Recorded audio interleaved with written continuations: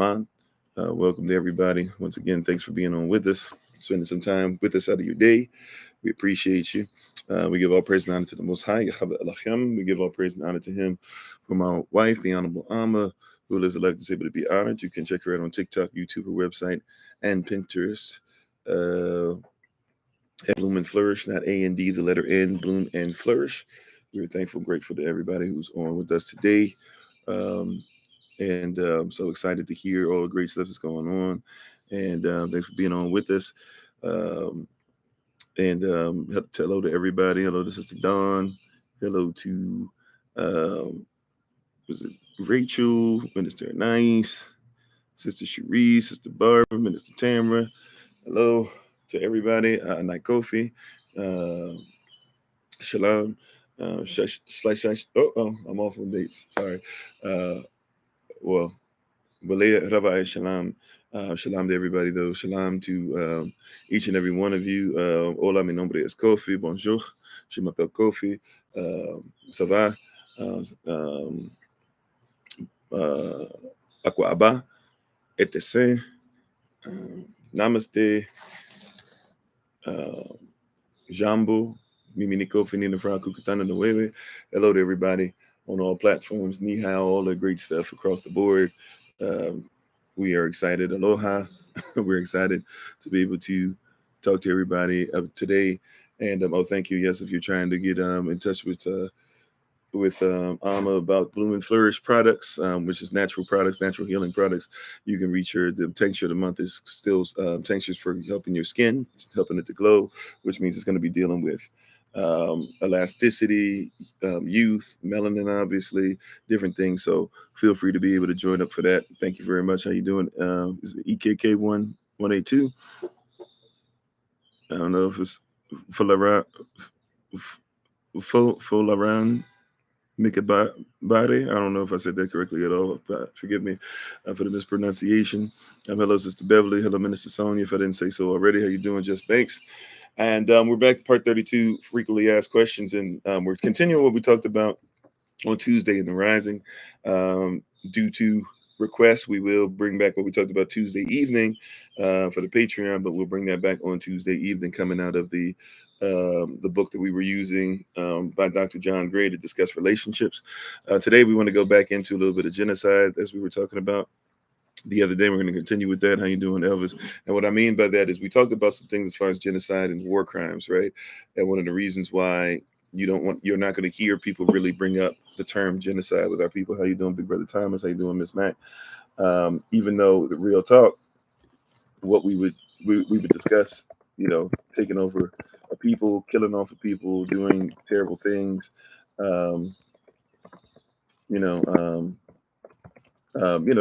messing with people's livelihood, not allowing people to function, et cetera, et cetera.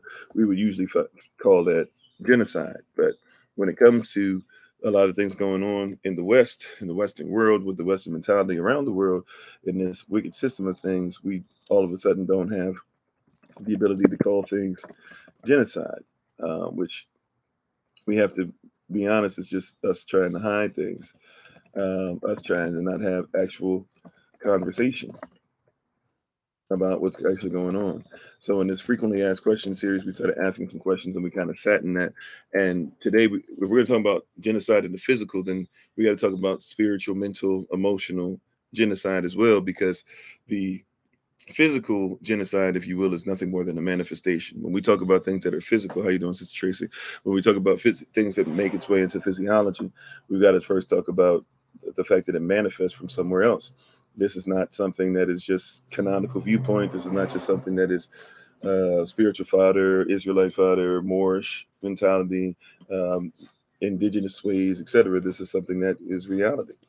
Doctors will tell you, people that are dealing with cancer, the cancer manifests because of people not being able to let go of things. Doctors are just catching up on this. Western world is just admitting that, oh yeah, things we've been talking about, they've been that way for millennia, for thousands upon thousands of years, whether they believe in a higher power of any sort, whether they believe in evolution, whether they're agnostic. We are starting to realize these things right away. He said feudalists have defended money and chose it over the people for millennia. Very true. Many people have. Many people under many different names, under many different structures have. So, we deal with this quite often. And one of the things that we have to recognize is that, how you doing, Sister Deborah, is that we're still dealing with this manifestation that's going on, but it starts somewhere. It starts in your education. It starts, we've talked about that before, that education is one of the things that are used by any country, any culture, etc. We always try to start with culture. And so education is going to be the thing that's used to be able to say, all right, how can we get these people ready to do what we say? How can we get these ready to be what we say they should be about? How can we get these people to say that they're with us, what we want them to be, etc. We're still dealing with these things, and it even goes to a place of, obviously, what's on your television screen. Um, what is it that you're watching? What is it that your children are watching? What are the movies that are out? Thanks for being with us. This is Silas McFly. Thanks for being part of the community. Hello, Ransom. How you doing? Hello, Mr. Select Omar. How you doing? Um, we got to talk about these things for real. It starts somewhere, and if we're going to talk about genocide, then you got to talk about, before you talk about. And I'm sorry, how you doing, Dr. Knight? Before you start talking about, and how you doing, Sister Cynthia? Everybody coming on, shalom to everybody on all the platforms. If we're going to talk about genocide, right, then we got to talk about political genocide, cultural genocide, spiritual genocide, genocide when it comes to your language. Because if they take away your language, then they take away your ability to interpret the way that your people are designed and are called to interpret. Right? These are all things that we have to bring up and be honest about that's going on. And we're still dealing with a lot of stuff concerning genocide. Um, you even have to ask yourself, why is it that genocide is something that we are okay with? And somebody will say, well, I'm not okay with genocide.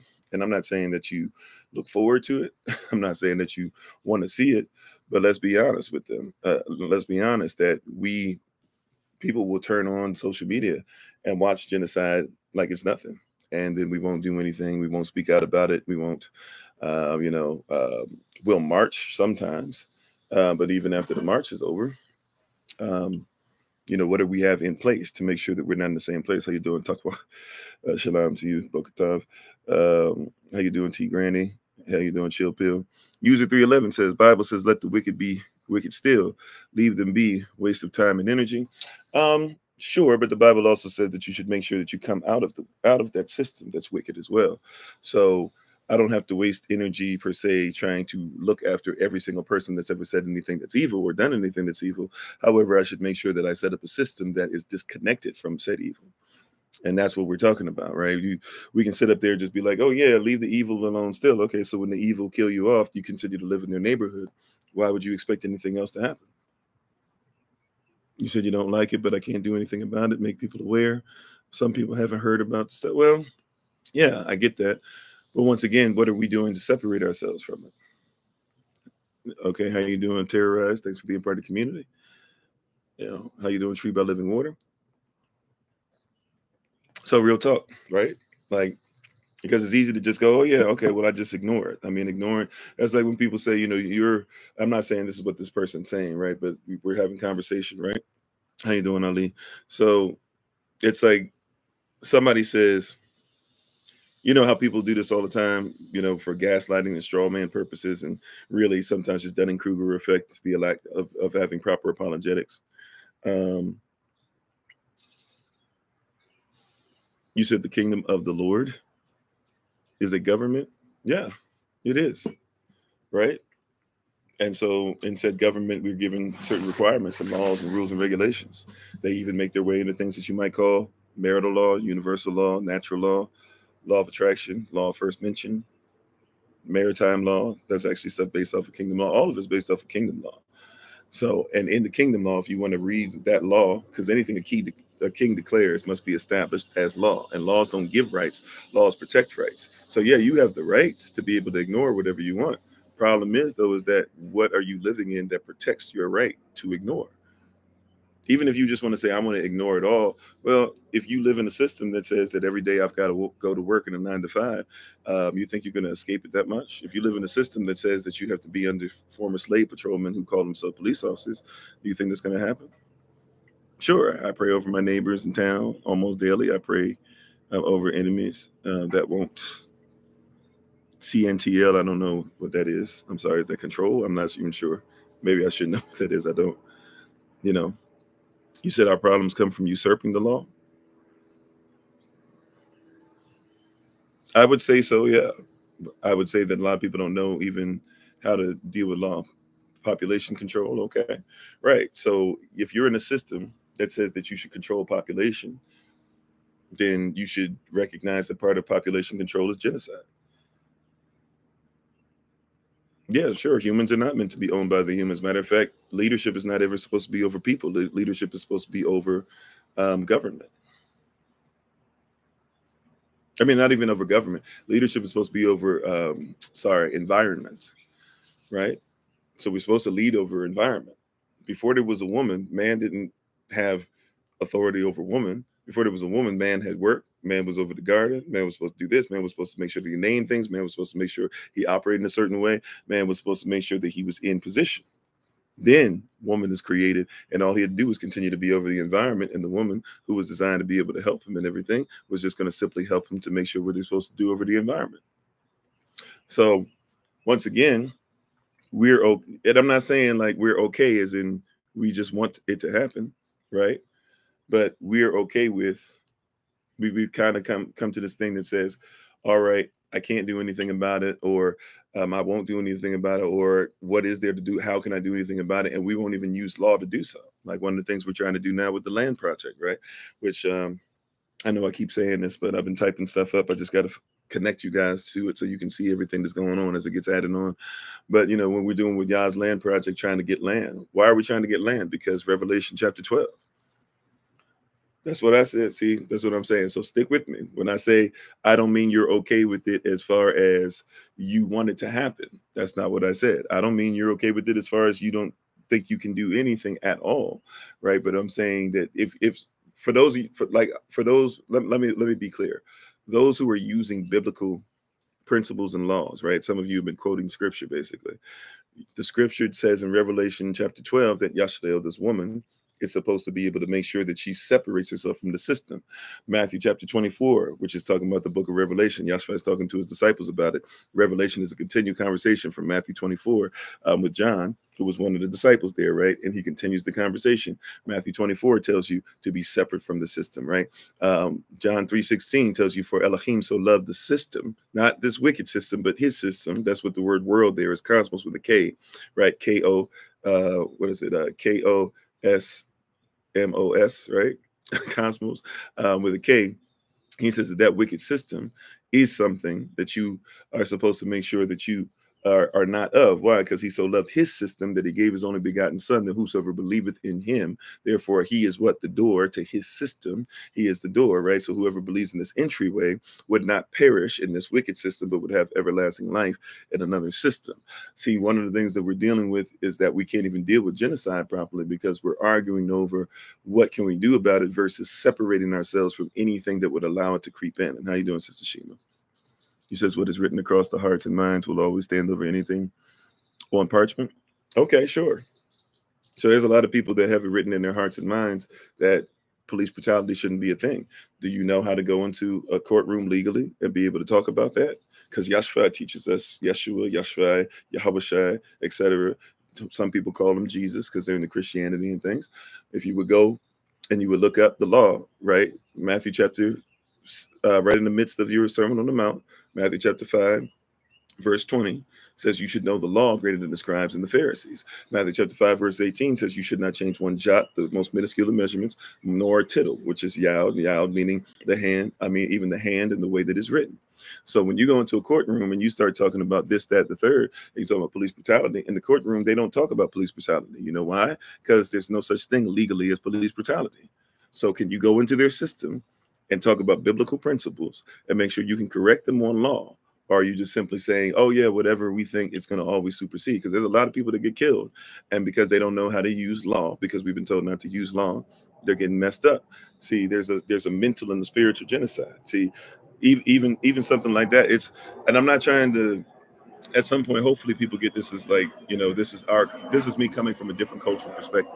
So you can take it, you can leave it, whatever, but there's a culture that needs to be introduced that a lot of people don't recognize, right? Especially we're going to talk about something that is Kanav, Canaanite, Yashtel, Israelite, Punic, Phoenician.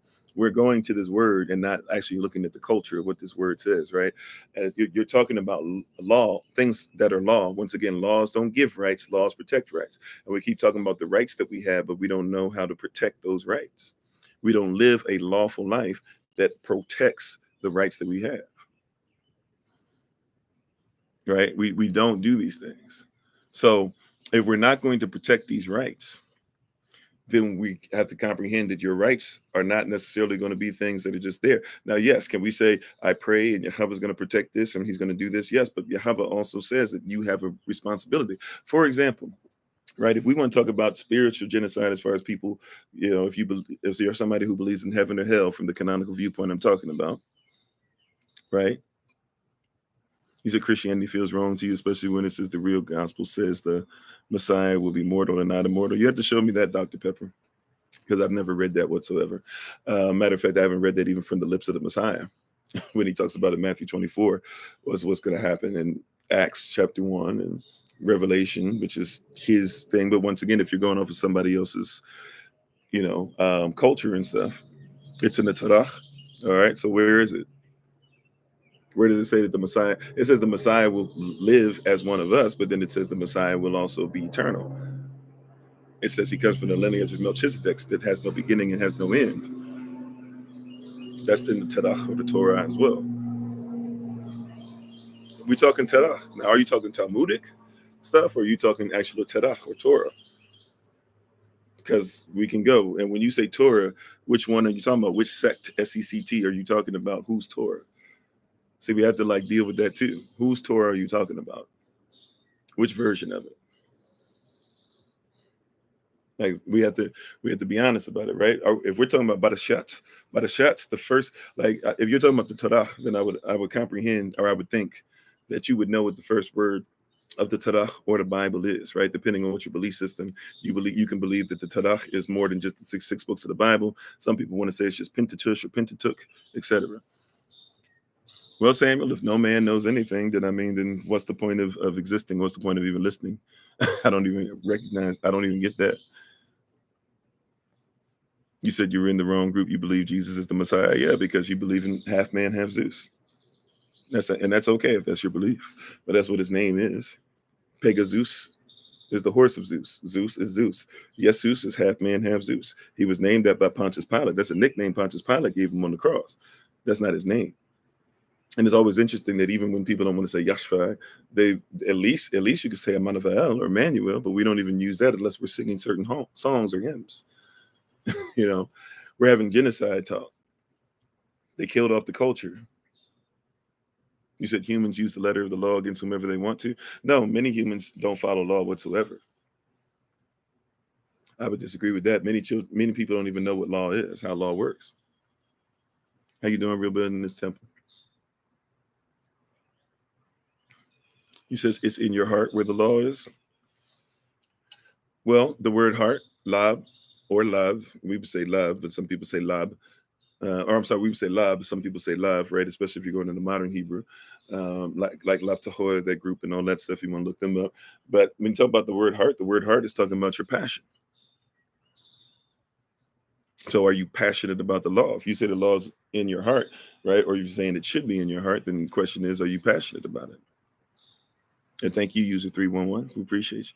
So they're killing off everything. They don't want any religion but government. Yeah, and by the way, even religion just means what a legion of people do repetitively. Repetitive legion, really, a repeat to the legion, right? If you redefine something, then you're defining something again, right? If you refine something, you're taking something that was fine and trying to salvage it to get it back to what it is, right? If you have resolved, then you solve something and now you need to resolve something. If we're talking about religion or religion, remember religion and legion, in even English, the letters I and E are interchangeable. So legion and legion or legion, right, or whatever, it's the same. It means the same thing. It's a legion of people constructed to do the same thing. So therefore, repetitive legion. So once again, what are we as a legion of people who say we're like-minded and want things to be better?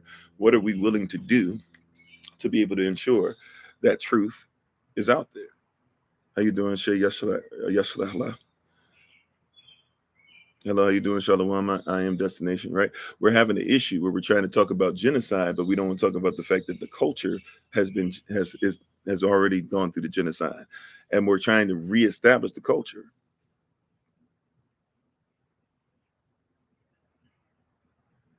You said religion is man's way of reaching Yeshua.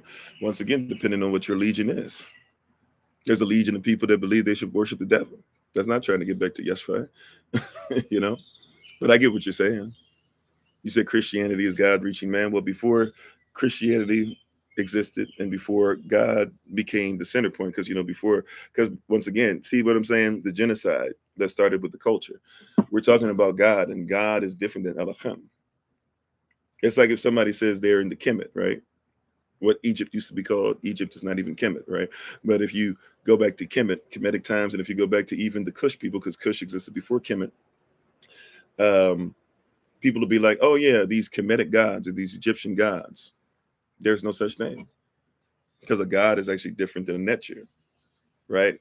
It's like trying to say that even though they're both pretty close to each other, but it's like trying to say Onyon Capon and Anansi are the same. They might be both talking about a West African spirit. They might even be talking about a West African spirit that takes on the form of a spider, but it is not the same thing. It's like when people talk about, and how you doing, Sister Mary? It's like when, we're talking about all these things, but we forget that genocide started. And like I said, it's a lot of things we were told, that don't make sense, right? Like they're not true. We're dealing with a lot of stuff that aren't true, right? How you doing, High Conversations? I like that name. Is it like a play on words, like high conversation? That's nice, right? But before Christianity existed, Tanakh existed. Before it was written, it was still spoken. Before it was even manifested through Moses. Well, really, at first, not even through Moses' hand, but through the hand of the Most High. It was stuff that we know we can actually look up places. When people say before it had to be written into this 66-book version of the Bible, before you talk about Constantine, before you even talk about really, the emperors that will come after Vespasian and stuff, you have people like Flavius Josephus and others, right, who are there. How you doing, DeFay Wallace? Amen. You guys set the captives free. You said everything is different than we were brainwashed to believe. Of course, sure. Right? But there's a difference between God, good and talk, good speed, God speed. That's talking about different set of deities, gods. Those are spirits that are something else. And a god, or even Zeus, Jesus, can be whatever you want him to be, or even her to be, right? So a lot of people take whatever they want it to be and do whatever. That's why we have a term. A lot of people will sprinkle Jesus on the situation. They find a verse, or they find something they like or they don't like, and they sprinkle Jesus on it, and they say, well, this, all I can do, whatever, grace is all that matters. Hey, it's the law doesn't have any effect. They won't read the whole thing to see what it's actually saying within what is the prism of that conversation. But we're having an issue. We've already had genocide take place. We've already had genocide take place. You said words can be a blessing or a curse. Funny how they have made it more of a curse. Sure. Well, first of all, like once again, but if you don't know, then you perish. Or am I republic? What does that mean? Are you saying that am I part of the United States corporation? Are you saying am I part of the world? Are you saying am I romantic? Are you trying to say am I Republican? I don't comprehend. If it's Republican and Democrat, I could care less, in all honesty. But I'm not sure what the question is. Thanks for being part of the community, Jody Walker. Appreciate you. Well, we're having all these conversations without context, and we have removed context and facts, right? We removed context and facts from the equation, right? We don't even know, we don't even think about the fact that we're going to talk about republic, that the United States is a republic. The United States corporation is definitely a republic. And by the way, you should be part of a republic, because you should be part of a kingdom.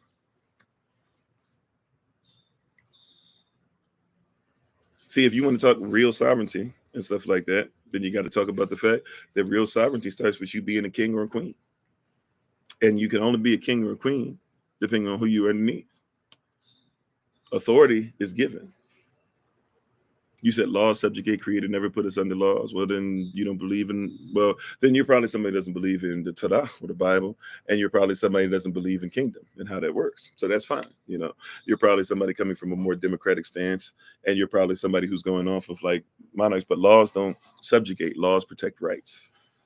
Now, if you choose to break a law, or if you choose to sign away your authority, you have every right to do that. And when you do that, then you are subject to whomever you decide. Now, if you're going to be a king and have territory because another king has given it to you, you're subject to that king. But if that king ultimately wants you to have freedom to be able to live in eternity, then yeah, there are some laws that protect your eternal rights. And if that king is just, then that king should live, or that queen is just, even they should live by what they have you be under. And even to be, we talked about that the other day, right? Like, what does the word ject mean? Ject. We talked about that the other day. People say subject. They only did. Sub is obviously underneath. Matter of fact, I'm gonna just look it up to make sure that we're saying the right stuff. Right? So ject, basically, once again, it means to throw, or it means to give, or it means to throw in a position to. So the subject, something has been thrown at you, something's been given to you, right? And therefore you have a right to be underneath it or not. And many things are thrown at us, many words are thrown at us, etc. So if something is subject, right, then you have a right to be sub under it. If not, it's just ject, it's just thrown.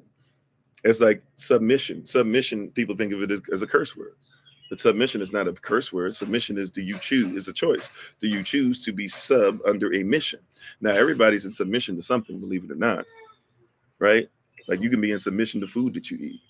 You can be therefore in submission to disease. You can choose to eat whatever you want, but there's some things that you eat out here, they're going to tear your body apart. When they tear your body apart, don't sit up there and be mad at the food or be mad at the industry. If now you can be mad about it and stuff, but if like, there's a lot of us, including myself, I still have some bad habits. I'm not going to hold you, right? And if I know that I'm not supposed to eat something and I eat it and my foot starts having issues, then I got to say to myself, is it the fault of the person who sold it? Is it a part of me who drank what it is that I know will mess my body up? And how you doing, Butterfly Effect? How you doing, Sister Helen? You said, what kingdom? Earth is our kingdom created for us, not him. So you're getting there. The earth is not a kingdom. You have a king's domain and you can use parts of the earth to do it, right? But ultimately there's a kingdom. That's how it works. In a kingdom, there's levels to it, right? You don't become a king just because. Like, you get a king. See, a king has to be worthy of the crown. A king has to be worthy of the domain. A king without a domain is not a king, and a domain without a king is not a kingdom. Right? So you're talking about a kingdom, right? And you're saying the earth is your kingdom. What part of the earth is your kingdom? And then what are you doing to ensure that you protect that earth? And then what are you doing to make sure that anybody who would come into that environment would be able to be a leader in your kingdom?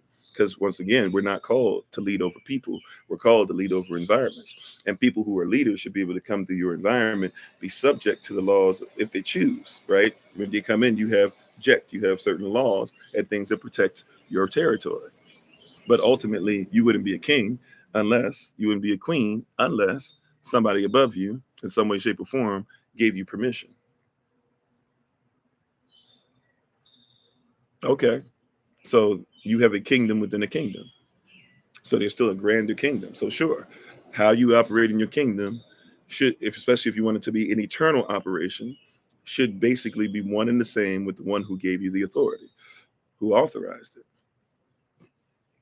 We're arguing over, you know, tiny little things there. We're not actually listening to what is the overall thing, right? What's the agreement? Before we even start talking about the contract of a king, we should at least see about the agreement of a king, for those of you who know what I'm talking about legally, right? Lawfully. But laws protect rights. And so you got to comprehend, we've been taught from childhood not to be lawful.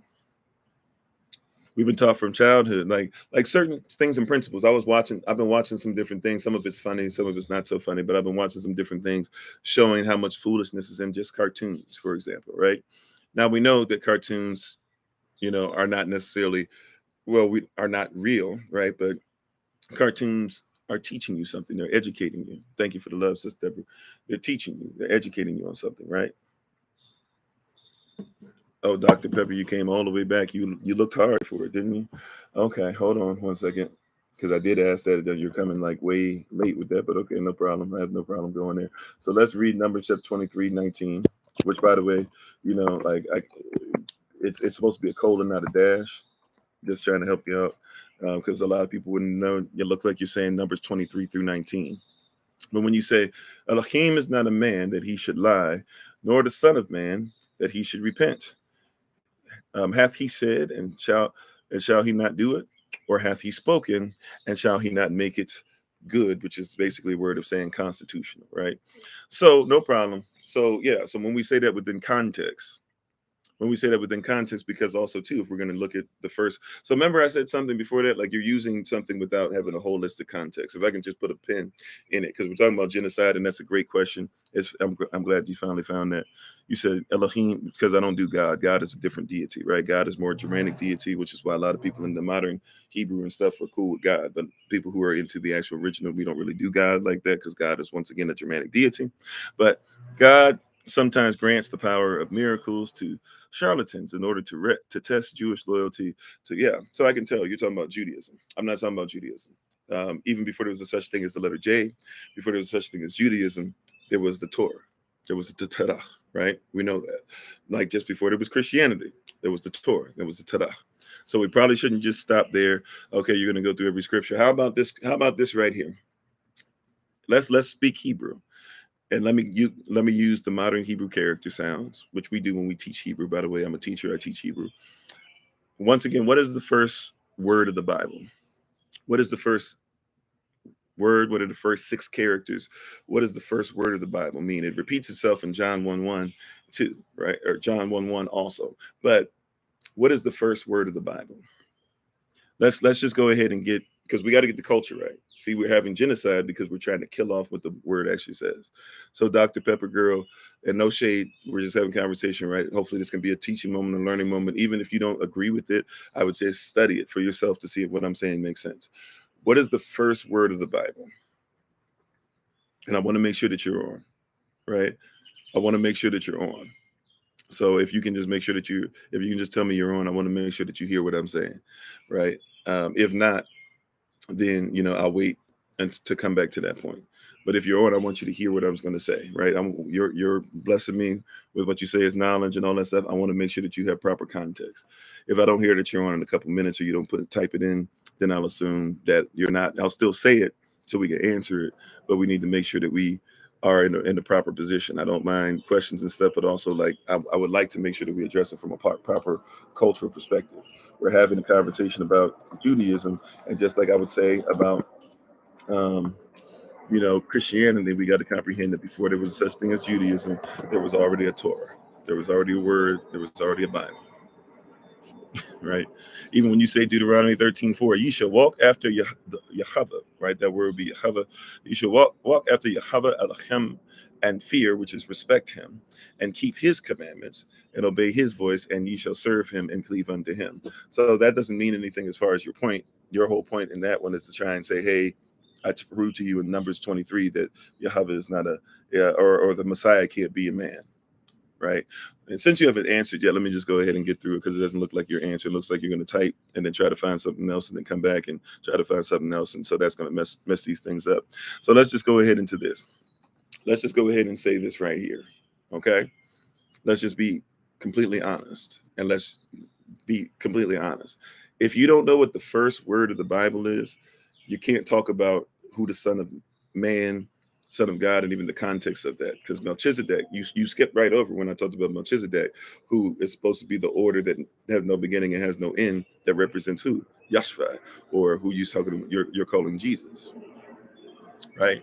So even if you don't mean to be, you're being disingenuous, and you're not in order.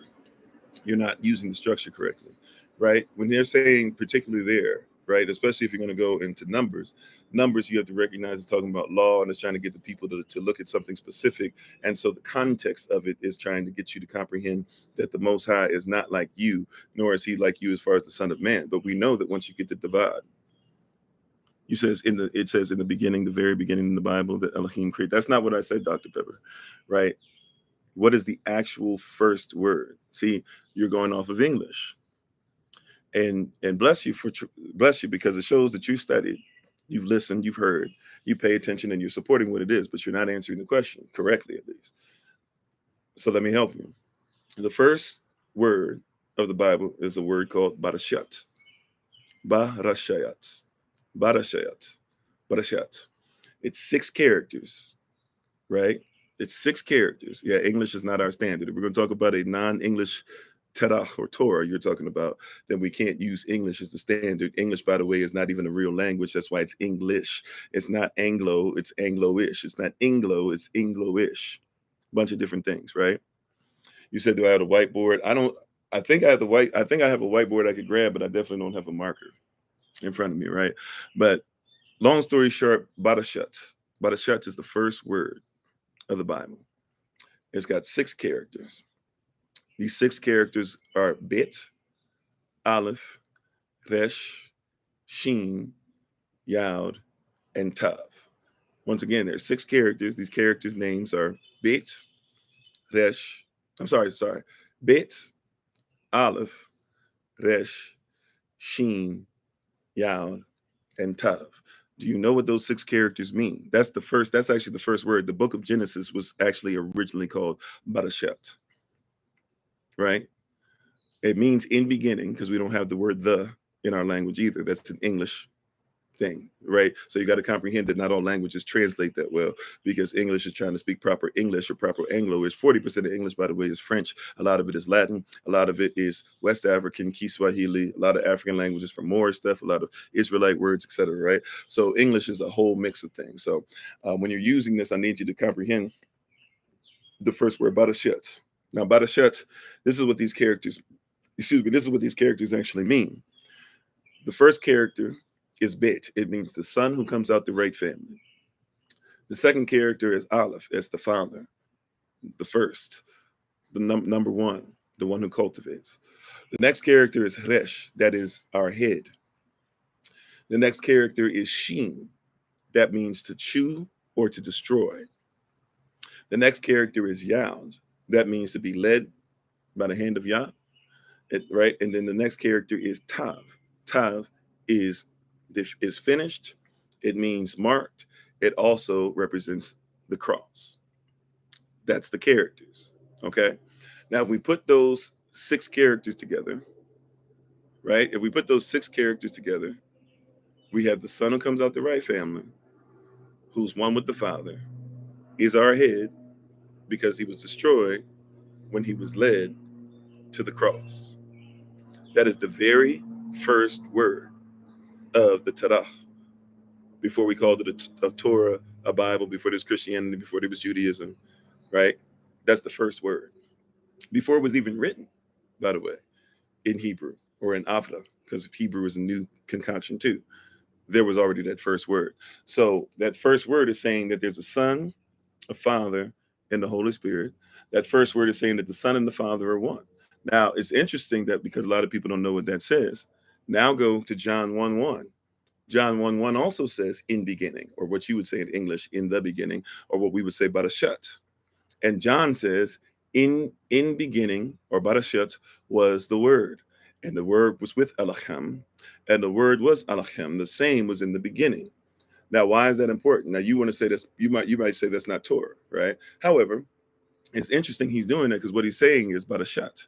He's not saying that you can't put the two together at all.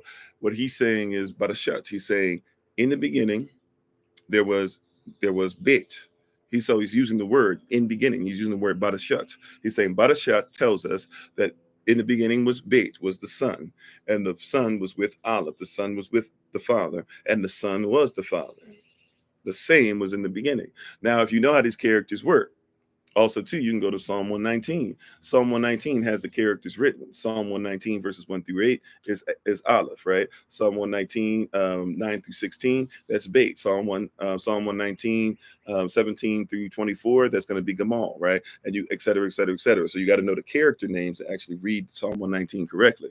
When you read verses 9 through 16, that's Beit, you will see that it starts talking about the word. Why? Because Bet, the son, is the same as the word. So when you see the word there, you're talking about the son, right? Now, when they start talking about son of man, when we get to David, they start talking about son of man and son of Divad, son of David. The word David or Divad actually means beloved. So Divad or David's name actually means beloved. So when you go to stuff like John chapter 14, right? Beloved, let not your heart be troubled. That's talking about John is saying, when you see that, it's saying that Yashrai rather is saying that David, house of David, Judah, let not your heart be troubled. If you believe in the Father, the Aleph, then you also will believe in me. Bet Aleph Resh. Shin Yao Tav, Badashat. It's the culture. If you don't recognize that, you can't even read it correctly. That's the first word. That's the first word. I'm sorry, I missed all the stuff over here on YouTube. I apologize, y'all. Rebuilding, you said blood sugar levels lead to inflammation. Yep.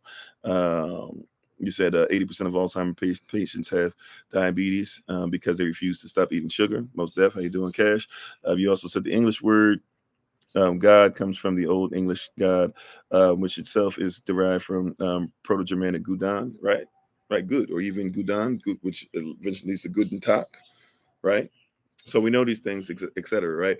But God is a different deity, is ultimately what I was saying. So we're having problem with genocide because before we can even talk about the physical genocide, we don't want to admit the genocide of the spirit, the genocide of the psyche, the psyche, word psyche actually means soul. So your soul is going through genocide. We don't want to admit the genocide of the culture. We don't want to admit the genocide of what words actually mean, the genocide of our proper etymology. Right? If you want to go by definitions, you got to be careful because definitions change every 25 years. And now, because of social media, definitions change, they feel like every year. You know, you'll, for example, a lot of cats listen to songs and stuff talking about pushing P. Look at what pushing P might actually mean. Now, I'm not sure which one it is. The guy won't admit to it that wrote the song, but if you look at the actual pushing P is actually something that deals with homosexuality. But you got a lot of cats that don't even feel like they're homosexual singing songs and dancing to pushing P. Right? So you can have something that's defined one way and not even worry about, and within months, it changes because you're not worried about what it actually originally meant. And therefore, the etymological genocide causes a whole new genocide, right? Causes a whole new genocide. Right? Like, so we're doing a lot of stuff. Like, how many people grew up talking about to the windows, to the walls, to the sweatshirt down my balls, and teachers were on the dance floor singing and dancing with you, and then all of a sudden you trying to figure out why is stuff so hypersexualized. Like, you were okay singing as a young girl. Some of y'all was out there on the dance floor, okay, and I'm talking about y'all was church going, God fearing, all that stuff, and was out there talking about to the windows, to the walls. Some of y'all laughed at that Bart Simpson thing when he sung that song, my ding-a-ling, I want you to play with my ding-a-ling. And some of y'all laughed at that, not realizing that even Chuck Berry was singing that. And go 20, 30 years before Chuck Berry was a big thing, and you'll see that there were black sisters that were out there singing that thing. And we get mad at these babies talking about we don't know where all the sexual stuff came from. There was a genocide that happened a long time ago where you were oversexed, overhyped, overstimulated, all right, and underdeveloped, therefore overwhelmed by what was underdeveloped. You said skeet skeet, yeah, right? Like everybody was saying it, right? Nobody saying, right? But there's something that's happening. We're dealing with a genocide of culture. Oh, Cool Hand Luke. Yeah, Cool Hand Luke for real. Two Live Crew, right? All that stuff. You know, even some of the LL Cool J stuff that, he was giving some of the slick stuff and all that stuff. But go watch some of that stuff, doing it and doing it and doing it well. We were little children listening to that. We don't think of that as genocide, but somebody planted that in. I'm not trying to say LL Cool J is evil. I'm not trying to say all these people got to go to hell. I don't have a heaven or hell to put anybody in. But I'm trying to tell you, genocide, before we talk about the physical, it starts in the spiritual. You say any song that had any real substance, you would not hear on radio. Yeah. Like they even let you do Jesus Walks, remember? And in Jesus Walks, there was cussing. And in Jesus Walks, they were telling you Jesus, but they weren't going to tell you Yashua. Right? right? Or we're just vibing, the remix. Because the original on the Boyz II Men album was actually a pretty decent song, right? All of a sudden you get the remix. It was something completely different. And we right, the genocide starts. How you doing, Brother Clem? And thank you for the love. The genocide starts somewhere. And how you doing, Sister Shantae, as well? The genocide starts in the spirit.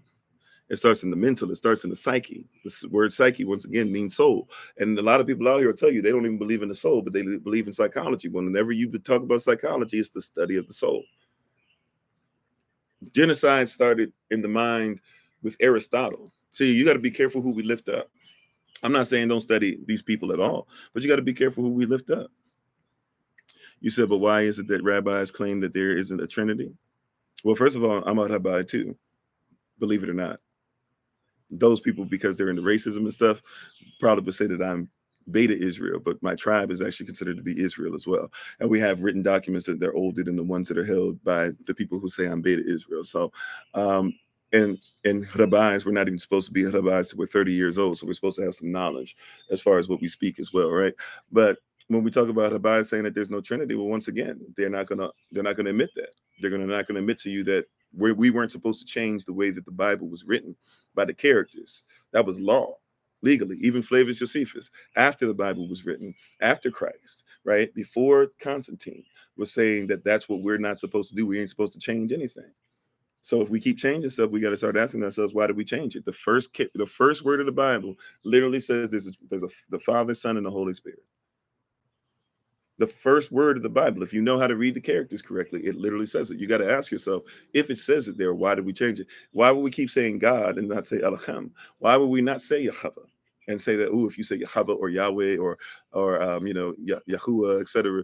Like, why is the people are saying, if you say that, that means that you're a bad person, or why, they're afraid to say his name at all. No, don't say his name in vain. Doesn't mean don't say his name at all. We got to start asking ourselves why they changed it. There's a verbal genocide that happened. Something happened where we started getting away from what his name is. Like, I get what people mean when they say, we marching and to Jah and all that stuff, right? We jamming in the name of the Lord and all that. I get what's meant because we took on somebody else's language. But remember, in the original language, there's not even the letter J. So why are we arguing things that start with the letter J when they didn't even exist? I'll try to see if I can get the Coptic Jews, because they probably fit into what I'm talking about. We're probably going to come back to this again tomorrow too, for those who come back tomorrow. But just in case you don't, I'll try my best to remember that. Okay, if you can, we have there's a Q&A box. If you're on TikTok, at least on YouTube, just keep on putting them in the comment section where you are. If you're on TikTok, there's like a Q&A box. It should be. It's not always there, but it should be on the bottom of the screen, and so you can put your stuff there, and hopefully I can come by at later points and try to catch what I did remember. Okay, so thank you for your patience with me. I am not Elohim. I am a human, but I'm trying my best here. Thank you. Rebuilding the Simple said it's all there if we just research and not listen to programming. Most definitely. Yeah, most definitely. And so these are things that are there, right? Like we're having arguments because first and foremost, somebody committed genocide as far as your culture. We're trying to explain things through other people's culture. And it's hard because interpretation, like legal definition, go look up a legal dictionary. Interpretation means that it has to be what the person said, what the person meant, what the person's language was, what were the exact words that were said, what is the culture that it came out of, what were the laws and extenuating circumstances, etc. There's only one interpretation. Then we can talk about application, and then we can talk about construction as far as what's become usually people's ideals with an L instead of an idea without the L. An idea without an L, right? The idea is a fact, or it's based off of a fact. An ideal is based off of whatever you want it to be. The ideal, look up the definition of an ideal.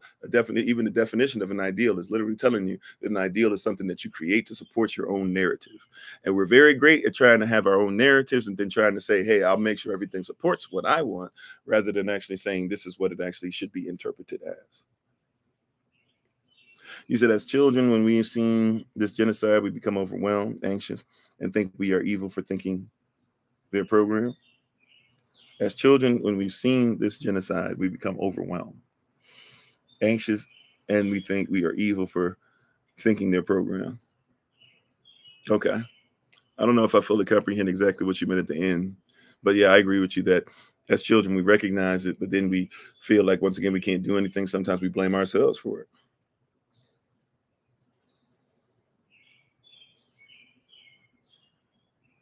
Okay, Ty. Yeah, we were using somebody else's culture there, but to each their own. I get you. You said nothing I said came across negative or arrogant. Okay, well, Dr. Pepper, that's fine, and it's not like this whole thing of like it's fine, and I get it, and the moderators are just simply doing what they simply need to do because we have a lot of people that come on here and not only spread lies and disinformation. I could care less about it being on here, but they actually try to do things to mess with us as far as TikTok is concerned. So, but we get it. You have questions and things like that. But once again, hopefully you've listened to the answers because the whole thing has been you're wrong, you're wrong, you're wrong, you're wrong. Now, you might not feel like that's arrogance or whatever. Maybe it's not. Maybe it's a genuine, like, hey, I feel you're wrong about everything. That's cool. What I would suggest is study the stuff that's there. Because if you can tell by the answers I've given, I've been there, done that with what you're talking about. I didn't grow up a Christian. Um, I didn't grow up in a follower of the way. I knew who I was at a certain point in life, but I still didn't necessarily follow it. But I would say that you need to, look at some of these things that are there. Like I said, I've given other things, like even look up who an Israelite is. Look up Olaudach Equiano, OLAUD. Sorry, OLAUADAH. Last name EQUIANO. A former slave who was captured from Nigeria, brought over and was told, "Oh, wait a minute!" Like, or was kept being told, after he bought his freedom, he kept hearing, "Read this Bible, read this Bible, read this Bible." He read it, and he was like, "Oh, all the stuff that they talk about, we used to do it." And he had forgotten who he was because he was taking his little child, and he realized, he said, "Oh, wait a minute, I'm an Israelite. I'm Hebrew." And by the way, this is not something that's misinformation. Look up Negro land in the 1700s. If you don't know what that is, West Africa used to have two places on there. On the West African side, you had Negro land and you had Guinea. They called it that because that's what the slave masters that came and they decided that's what they were going to call it. And in those two places, you will find stuff on the map in the 1700s that said that that's where the scattered Israelites are, and you'll see that that's where it also says that's where the kingdom of Judah is, when we know that the people of Judah were scattered, right? Flavius Josephus would back up that same story. That's something that we see in the 1700s. We also know, going into some other things, if you want to get a little deeper, we know that there were a lot of people, and not all, but we do know that there were Jews who were slave owners and made a lot of money off of owning slaves. And they had meticulous records, and they wrote down that they owned Israelites. And they described the Israelites as being Negroid in feature, having locks, having nappy hair, and they talked about trading them. So the people who you're going to tell you that what I'm saying is wrong, you might want to just do a little bit of research. Is all I'm saying. It doesn't mean that I think everybody who's a Jew can't even have any Israelite blood, because that's not necessarily true either. Right? But it's there to tell you that maybe we've been trained and manipulated in some stuff that we should possibly not, hold on to that much anymore. Right? Maybe there's some things that we just need to let go, and we need to actually recognize certain things for what they're supposed to be. And if we do that, we might have some growth happen. So, those are things that are there. And even people that are coming on here, you know, but a lot of times what's happening is we're supporting, and thank you for being on today. But a lot of times we have things that are supporting things, and it's hard for us because when you deal with this stuff, if we just be honest, when you're dealing with these things, one of the first things that happens is that you are dealing with stuff emotionally, right? You have culture. Culture leads to beliefs. Beliefs lead to your emotions. Emotions lead to your feelings. Feelings lead to your mood. Mood leads to your effort or energy you put into something, and your effort or energy ultimately informs your habits. And those habits become a new culture or support the culture that was there. And we keep having people that are into their old culture, and they won't actually be able to deal with things because they have an emotional response so much because their belief system is based off of incorrect culture or based off of no culture whatsoever. Right? Like if you're gonna keep, that's why I keep saying, and forgive me, I'm not trying to say, because obviously I speak English, right? And if I be honest, English is my first language as well.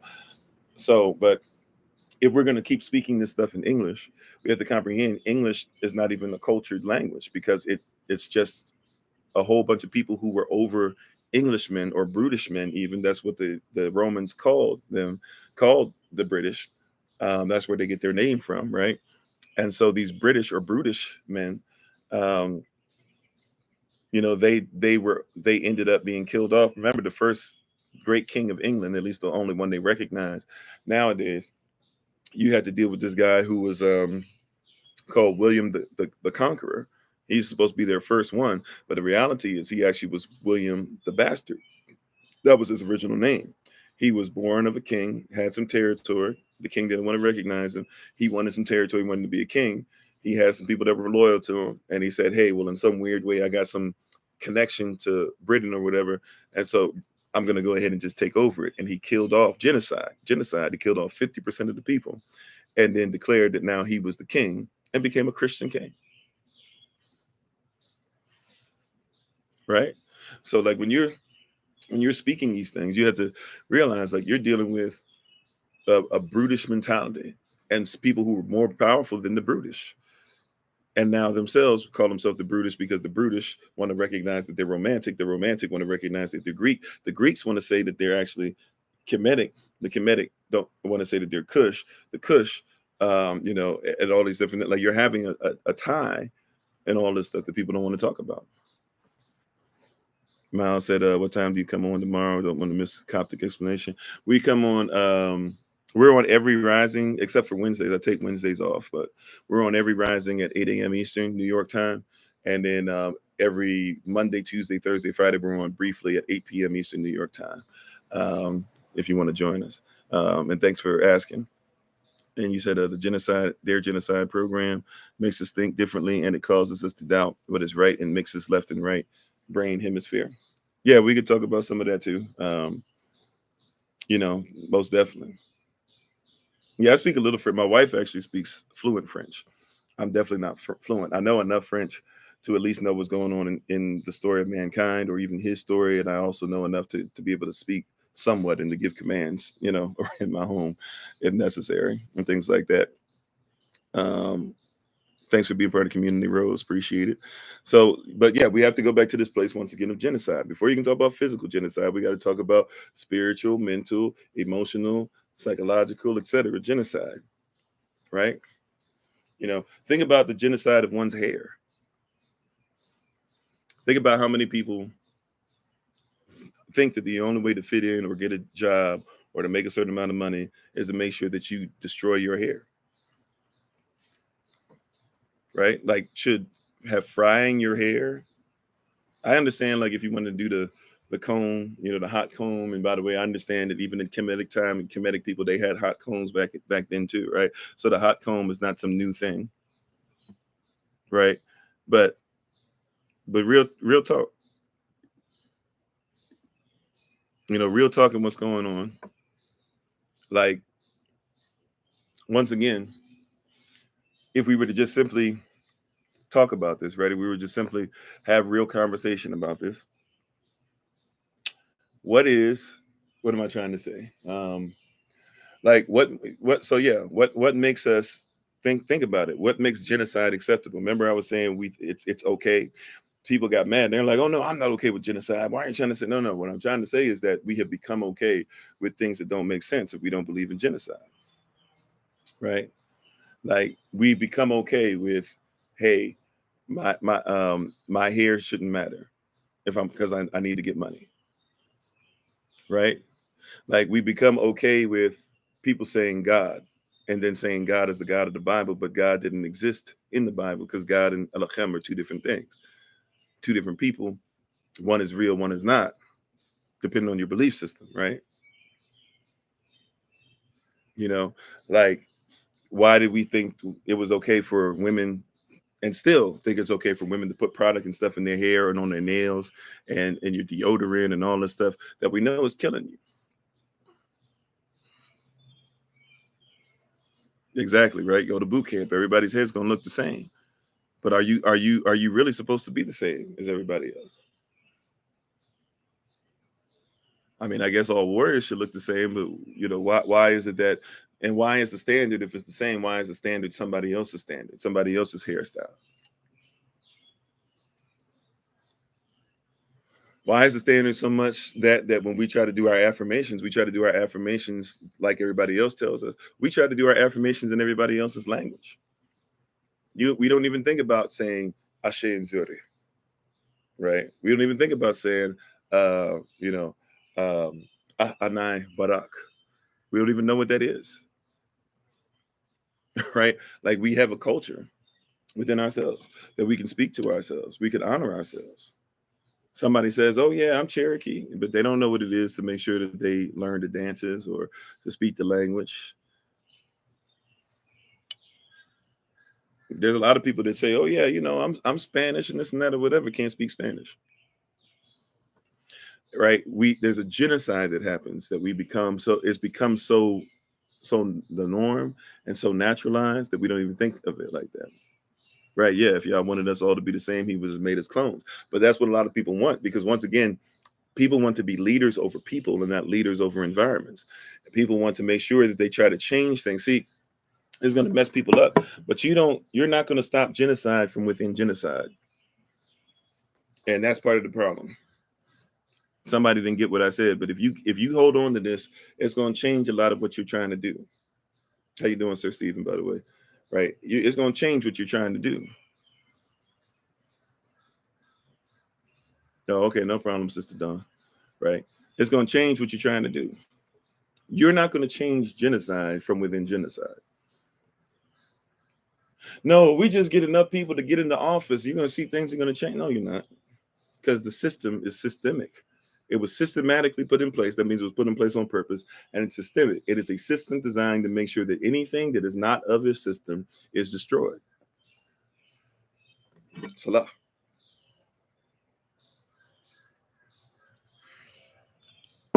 I'm doing well, thank you, sir. Right? That's what it's designed to do. This system is designed to make sure that marriages don't operate correctly. You had, especially during, what was it? It got up to 75% divorce rate during 2020, 2021, when you were locked up in the home.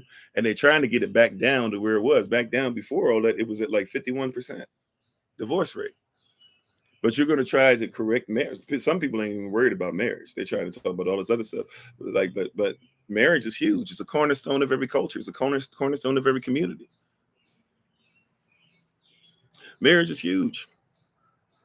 Marriage is necessary. Right? Marriage is huge. Marriage is necessary. How are we going to have a how are we going to have marriage? Or how are we going to have communities and we don't even know what marriage is? Remember, we've talked. That's why we talk so much about it. But genocide, you had to jump a broom. If you had to jump a broom, you think that you stopped jumping brooms? Other people walk down aisles and you jump over brooms. I want you to think about that. A broom, like there are people who are afraid to let a broom touch their feet.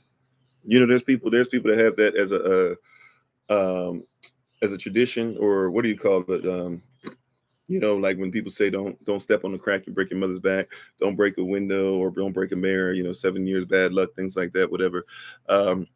Some people have a deal with that, where a superstition, where they say, like, don't even sweep near somebody's feet or don't touch somebody's feet with a broom, right? But that same broom that you're not supposed to touch somebody's feet, and they say jump over it, right? That was the only way that we could go ahead and be married. We were jumping over a curse. We weren't even allowed to walk down an aisle. Yeah, they pick it up, spit on, and all that stuff. Yep. Where I am right now in the country, they do that over here. Right? Don't sweep, don't be sweeping or whatever, and then you hit somebody's foot. I don't really care, it's not my superstition, but then again, it's something that's in part of our community, whatever, so I recognize it. But think about that. The thing that was a curse, they had to jump over it. Like a mother has to become a curse, right? Her body has to go through some stuff just to make sure that you can be born. For you to be married, you have to go through a curse. And we still doing the same thing, right? We're not even thinking about how cursed our marriages are. if your marriage is messed up, or your concept of marriage is messed up, you said that's big in Haiti. I didn't know it was all the way down in Haiti. That's the first time I knew that. Right? If your marriage is messed up, right? If your marriage is messed up, then what makes you think that your children won't be messed up?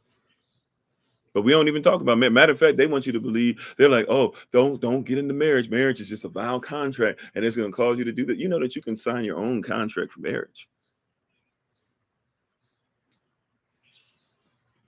Thank you for the love, appreciate it. Right? You can sign your own contract for marriage. You know that, right? Like, you can write out your own contract, make sure that you sign it with somebody. Hopefully that person is somebody who's helping you as far as marital coaching and stuff like that. You, your spouse, them, that's an affidavit that basically is used. And then you should also have a marriage constitution. That marriage constitution, you post it somewhere in your house. And whenever you guys can't talk something through or whatever, you look at what you promised each other. Oh, we have a clause in the constitution that says when we get in an argument, this is her love language, this is his love language, this is what we'll do here, whatever. If the children are involved, we'll make sure that da is done. We won't be a bad example. If we can't get to a place, we'll pray it out. We'll come back to it in this much amount of time. Like, you can actually write and govern yourself, but people don't even know how marriage works. You know, in our culture, you train people to be husbands and wives before they get married, just like you would make sure that they know how to drive before you license them. But in this culture, you don't train people to how to be husbands and wives, but you license their marriage.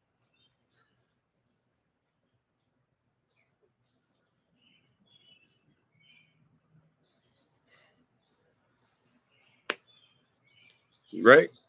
I mean, technically, see, if we knew the culture, technically, when the sperm and the blood meet, when both people stop being virgins, that was supposed to be the contract there, period, done.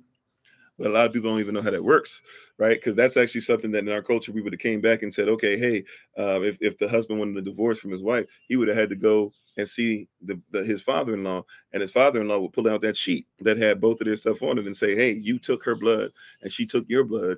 Tell me why it is that I'm going to go ahead and make this union go away, right? That actually used to be the way things were done.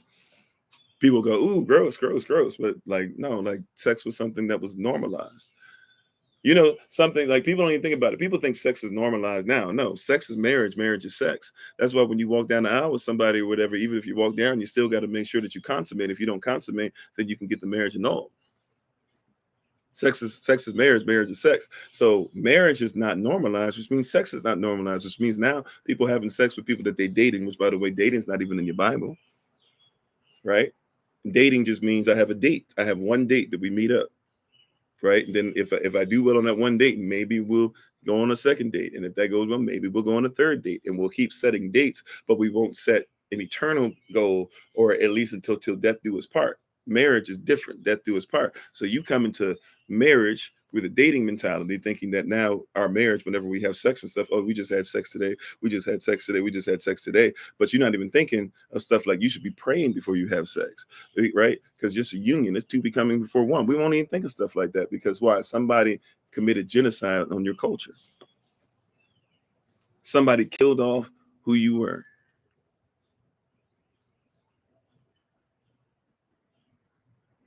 Yeah, a lot of Africans don't date. And here we would call them, and what happens is funny. We say, oh, they're too aggressive in this. No, like, you deal with somebody, I can only speak, what I'm most familiar with, right? But you speak to an Ethiopian, you speak to a Nigerian, you speak, and I know these are very broad terms I'm using, right? But you speak to a Nigerian, you speak to a Ghanaian, you speak to somebody from Cameroon, you speak to somebody South African, whatever. If they see you over in America, what do? Even somebody Jamaican, right? Jamaican, Haitians do it too. Cubano people sometimes do it, right? Matter of fact, I say they do it more often than not. They see you, and you'll think they're being hyper aggressive, but they be like, "Hey, God, you, yeah, you're gonna be mine, right? You're gonna be mine, right?" They're not. Why? Because they're not thinking about dating you. They're thinking about, we gonna be husband and wife.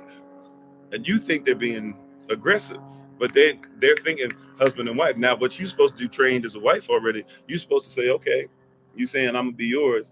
What is it that you're gonna do? What is it that you're gonna provide? What is it that you can do to make me feel secure? They supposed to come back with stuff, and if they ain't ready for it, then you say, oh no, whatever, boy. And they say, go ahead, boy, go ahead, rude boy, right? Like, go somewhere else. But it's about, yeah, exactly. It's about getting to business. We'll say they're aggressive, but they're basically doing what they're supposed to do. I'm coming looking for a wife. I'm not doing all that stuff, right? That's why you go to other countries, and even though I'm not saying people are always faithful to the marriage principle, but you go to other countries when people get married, like they don't deal with divorce rate the way that we do.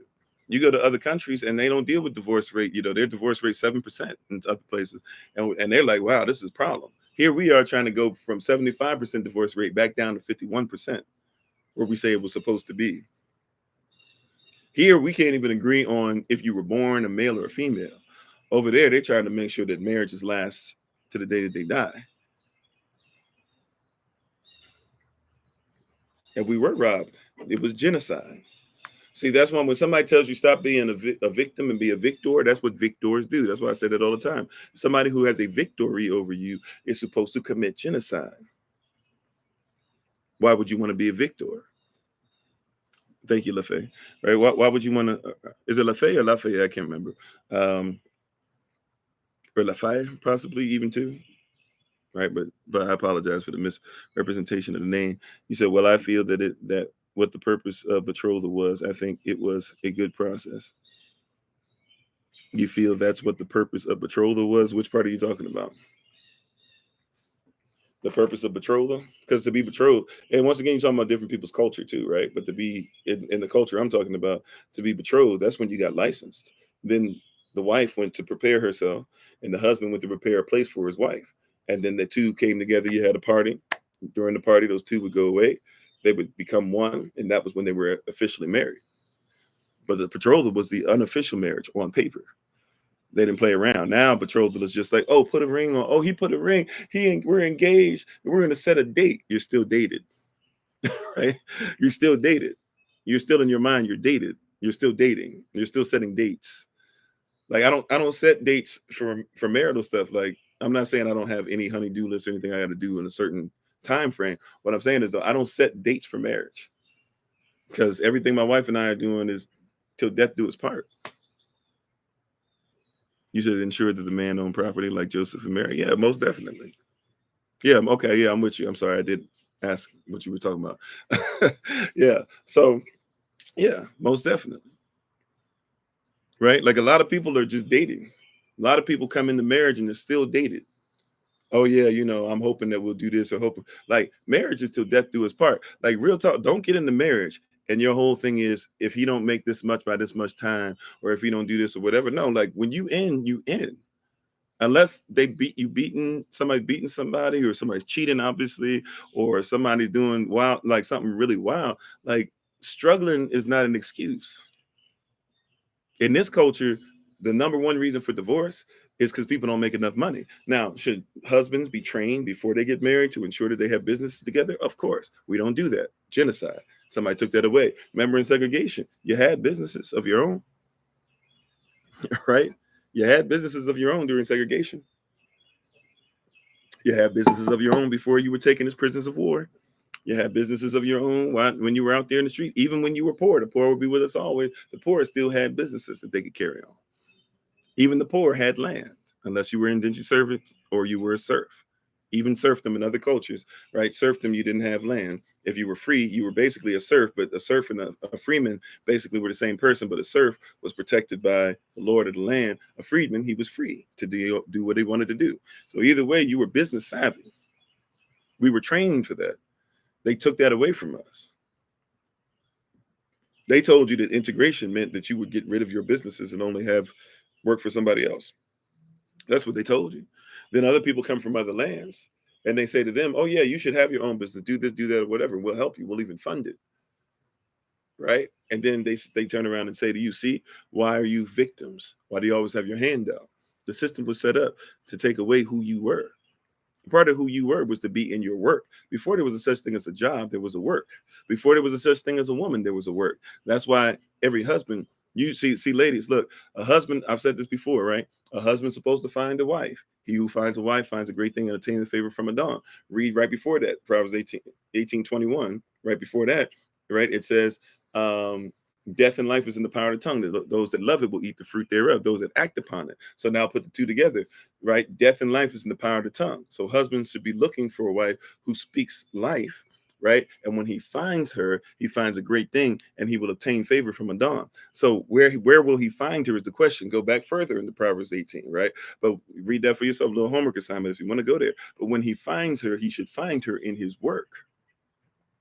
See, y'all act like he's supposed to just be going chasing, doing this, always looking. No, if he's in his work, that's where the blessing of finding his wife is. It's in his work. He'll hear her speaking life, and he says, "Oh, I like that life thing. Let me see if she's a wife. If she's found a wife, now I found her, and I'll obtain favor." Somebody took that away from you. So you got a lot of sisters that just be out here waiting for any guy to come up to him or whatever. Like if he come up to you and he ain't in his work, that's not qualified to be a husband. You might have found a man, but not a husband. You might have found a little boy in a man's body, but you haven't found a husband. We used to train for that. We don't train for that anymore. You said you had someone tell you that they're not doing struggle love because it causes and it causes pause for you. Yeah, because in your love there will be struggles. This takes me all the way back to when I was talking about we're cartoonish with a lot of this stuff. I'm sorry, Mr. Sanders said that the husband is about his father's business / work / ministry. There will he find his wife. Amen. Right? It takes me back to what I was trying to say all the way back at the beginning. We're very cartoonish with this. What do I mean? Sleeping Beauty is a standard for a lot of people. The Prince Charming is just going to be walking around and he's going to run into, I forget her name. What is her name? Aurora, right? He's going to run into Aurora, and he's going to see Aurora, and they're going to talk about how they know each other. They saw each other once upon a dream, right? Yeah, and they're going to dance to this song, which, by the way, was written by a racist man, anyways. But they're going to dance to this song and put lyrics over it. It's going to be beautiful, and she's going to have this dress and all these great things that are going to be happening. And her dress is even going to change colors to the music and all these great things, and everything's going to happen. And then all of a sudden, she's going to come into trouble. But he, being Prince Charming, because he met her one time, he's going to fight and slay the dragon and do all these things or whatever. That's very cartoonish. It's not reality. Right? The reality is that a man should be hard pressed. He should be in his work. These young men should be in their work, especially when we're younger. We should be warriors. We should be lions. We should be kings in this thing. We should be princes on our way to even being kings if you want. But we should be grinding. We should be out there getting every last thing done that we can. We should be getting as much land as we can. We should have our stuff together. We shouldn't be worried about partying and all that stuff. The partying and stuff can come later. We out there getting it in. Right. And while we're getting it in, then on the way to getting it up and moving up and stuff like that, then while doing what we're supposed to do, all of a sudden we find our wife. And the wife should be preparing herself as far as being a wife to the Most High. Right. I'm not saying you have to stay there, but the culture used to be you would even stay in your father's house. You would still be protected. You would still be heard. You would still be loved. Right. And then you would get to a place. But we're into cartoons. We're into cartoons. And we like cartoons, and we don't realize that even cartoons have messages. Oh, you said you dusted your feet. Somebody talking about the struggle love stuff. Yeah. I'm sorry. I saw Proverbs 31:26 pop up real quick. We can go there real quick. Proverbs 31:26. She openeth her mouth with wisdom, and her tongue is the law of kindness. Amen. Right? Go to Proverbs chapter 1, verse 8. It says that the father gives instruction, and the mother lays down the law. Law does what? It protects rights. So the father gives instruction, and he has a right to give instruction. Who protects his right to give instruction? His wife. But we listen to cartoons more. Right?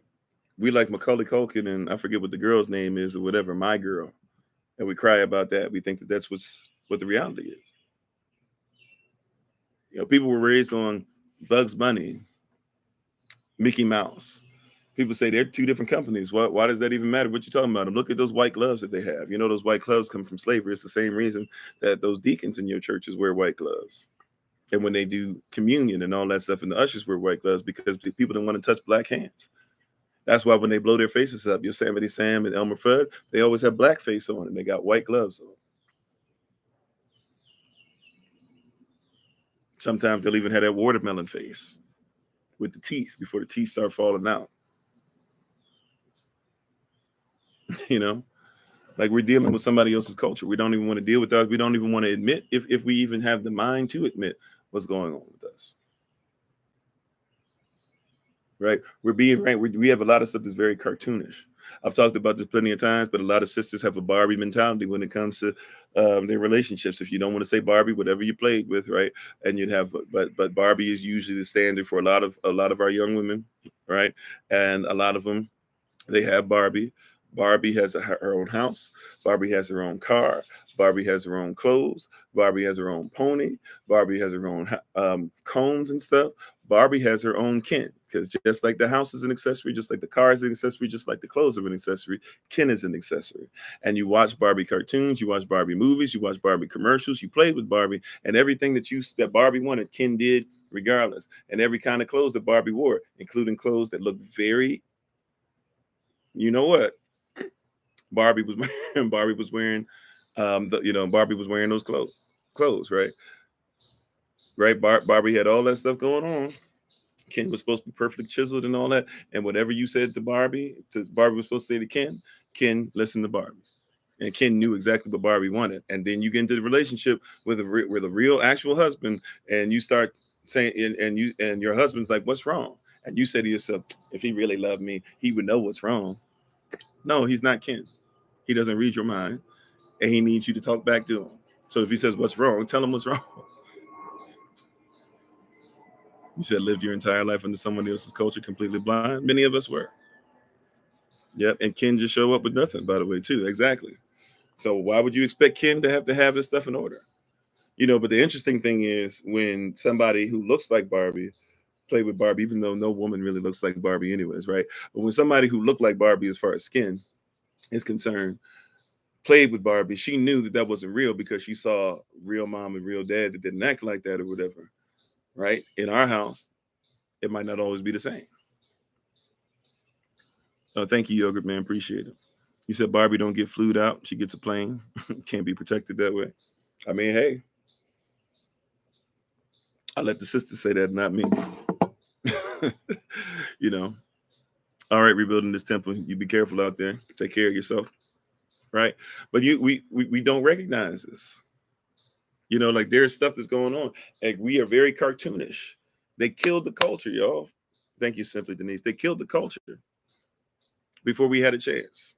Before you had a chance to grow into a husband and a wife, they were already killing the culture. They killed the culture, y'all. And then they had the audacity to come to you and say, "Get yourself together." Well, you know what? If I need to get myself together, I got to come out of your system. They don't like that part, though. Then that's when they hit you with, "Well, just be an American. Why you have to be a Black American and blah blah?" No, I'm not even a Black American. Not on paper. I'm Black, but I'm not a Black American. Right? I'm African, but I'm not African American. I'm indigenous, but I'm not Native American. Right? Like, but they committed genocide, and they gave you all these cartoons. Think about these cartoons. He-Man. You think that it was smart to have a whole bunch of boys and girls watched it too, I guess, but it was mostly boys. You think it was smart to have a bunch of boys watching this guy who was wearing pink all the time? Pink, what was it? Pink shirt, white, like white undershirt, pink shirt, purple pants, red, like now we call them what? Uggs, basically, some furry Uggs. And he had tight, skin tight clothes. And then when he got stronger, right? When he got stronger, then what would happen? He would then take his clothes would come completely off, and he'd just be in underwear, and he would be riding his animal. And when he fought Skeletor had skin tight stuff on too, and so did everybody else. Do you think that was smart? But that's what they did. You think it was smart for young ladies who like She-Ra? I don't really know much about She-Ra outside of a couple different episodes. I know they brought her back just like they tried to bring He-Man back for a minute too. But you think it was smart to have people looking at She-Ra? She-Ra, who had basically no clothes on. She-Ra who had a Barbie body, She-Ra who basically didn't know who she was, didn't know she was kidnapped and stuff, and then was okay with basically serving her oppressor, and then decided not to get back with her family, but to stay somewhere else different, right? And there's a lot of different stuff that we be watching, and they gave it to you. They committed genocide of your culture. Some people, if you just do some research, maybe one of these days we'll set something up. I've been meaning. I don't really do television, so I haven't set it up. But I got like a little television set up now. Maybe one of the it's big. It's on a table. I got to clear the area, but I'm thinking of like starting to do some of the lines from there. Maybe even the evenings, or maybe we'll do some special stuff during the day from time to time on Patreon that I'll do for y'all. And I'm gonna watch some stuff with you guys. Some of these old cartoons that y'all don't know exist, where they would put a black baby boy in the water, and then when he would come out the bathtub water would be tar black, and he would be white because he was clean now.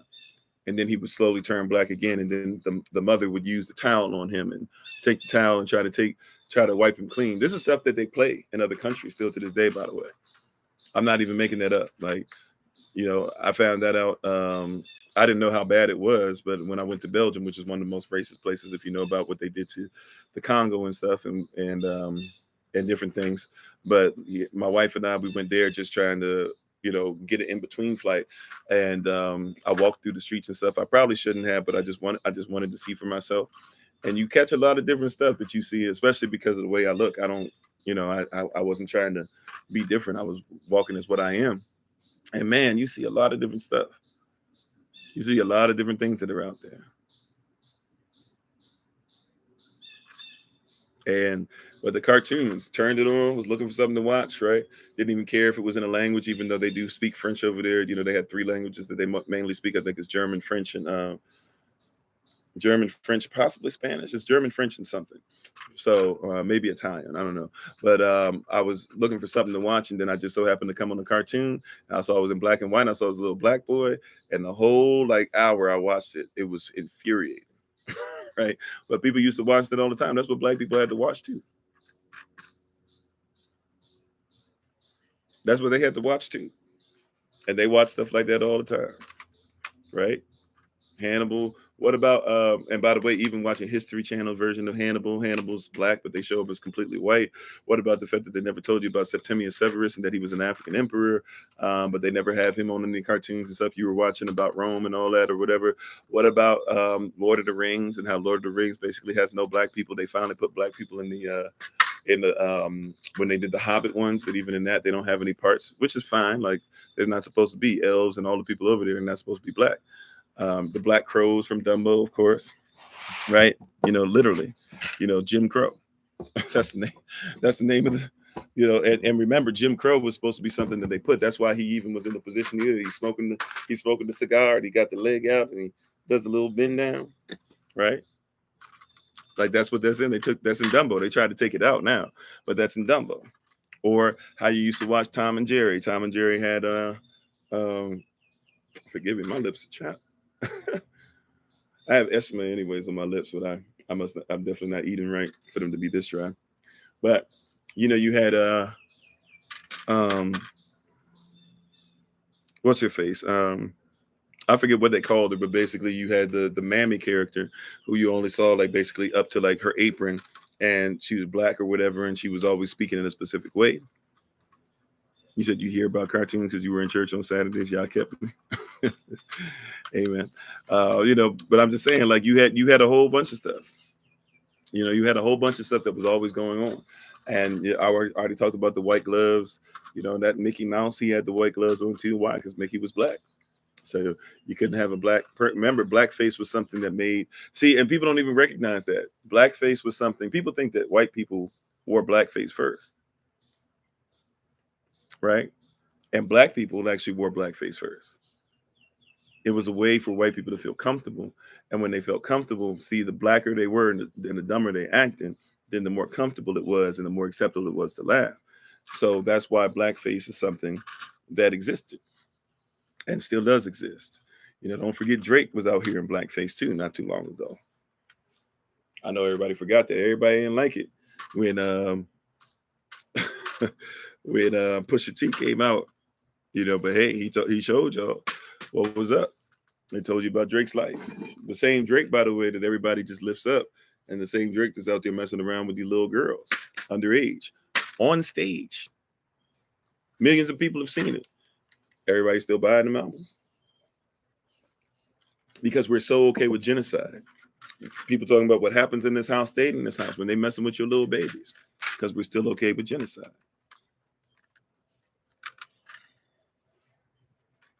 You said, what was Drake doing? Drake had a little girl. And this is something he's done multiple times. But Drake had a little girl on stage. Wasn't too long ago. I feel like this came out again in 2021. People saw this again, but there's a little girl. She was on stage. Drake was trying to do a little show, or I don't know if he was rapping and singing to her or whatever. He asked her how old she was. And she told the truth. She said, I'm 16 or I'm 17. Maybe it was 17. And he was like, 17. And he looked around and everybody. And then he was like, oh, man, 17. He's like, you look good for 17. And then he kept on doing his little show for her.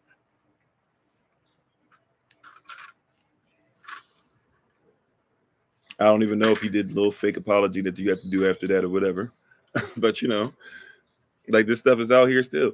What I'm saying is like we are okay with the genocide because we're in survival mode. Remember, we're still in the land of our captivity, and people don't want to hear that, but we're in the land of our captivity. And thank you so much for the likes, for the shares, for the gifts, all that great stuff. We appreciate you so very much. Right? But we're in the land of our captivity. When you're still captivated, land of your captivity, when you're still captivated, you do what you're captivated by. When in Rome, you do what the Romans do. And that's why we keep talking about coming out this system. How you doing, Sister Nakia? Thanks for being on. That's why we got to get outside this system. This wicked, perverted, ugly, disgusting, decrepit system.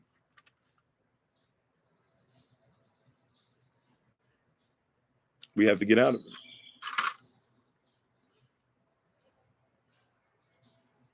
We have to get out of it. And we're not trying to get out of it, but we have to get out of it. It's your birthright is not in this system. That's why you're in the system, but you're not of it. We keep looking for our birthright. We keep talking about when are we going to get what we have as kings and queens. In this system, you can't be in this system. When you go into the system, you're a king. Sure, you are a representative. You are a ambassador of the kingdom. Yes, right. But your kingdom is not of this world. It is not of this system. So, in order to stop physical genocide, you're going to have to mentally detach, spiritually detach, and then ultimately that will lead you to say, I need to physically detach no matter what it takes. Right? You have to physically detach. You have to spiritually detach. You have to mentally detach. Right? It's not going to happen till you detach. Like I said, it's not. People keep saying, I'm going to change. I'm going to stop genocide from within genocide. If you're in a system that thrives off of genocide, and you are the people, Yashel, you are the people, Africa, you are the people, Turtle Island, you are the people, Australia, you are the people, South America, right? You are the people, the original Celtic, et cetera, et cetera. If you are the real people, and the whole goal is to keep saying that we need to get rid of you. And here's how genocide works, by the way. Genocide is something that you make somebody a trophy. They reward people. They reward generals. They reward presidents for genocide. Ronald Reagan became president, starting with the fact that he was killing off Black Panthers. So when he got up in 1979 and said, make America great again, everybody was excited about that. Some of y'all forget he was the first Make America Great Again guy, right? So when he said make America great again, they knew what that meant. He was killing off Black Panthers in Cali.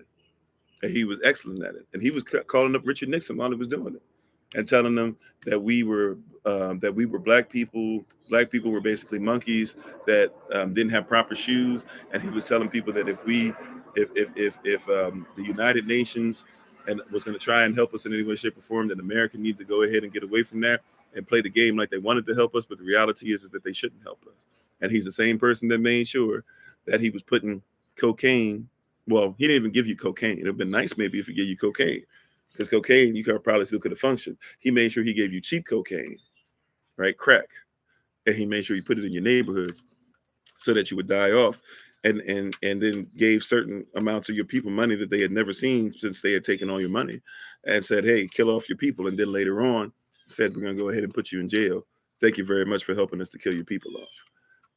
Which, by the way, Sambos, you get what you pay for. If you want to dance for Master, you might look better at one moment, but hey, Rick Ross, you gotta do the time too.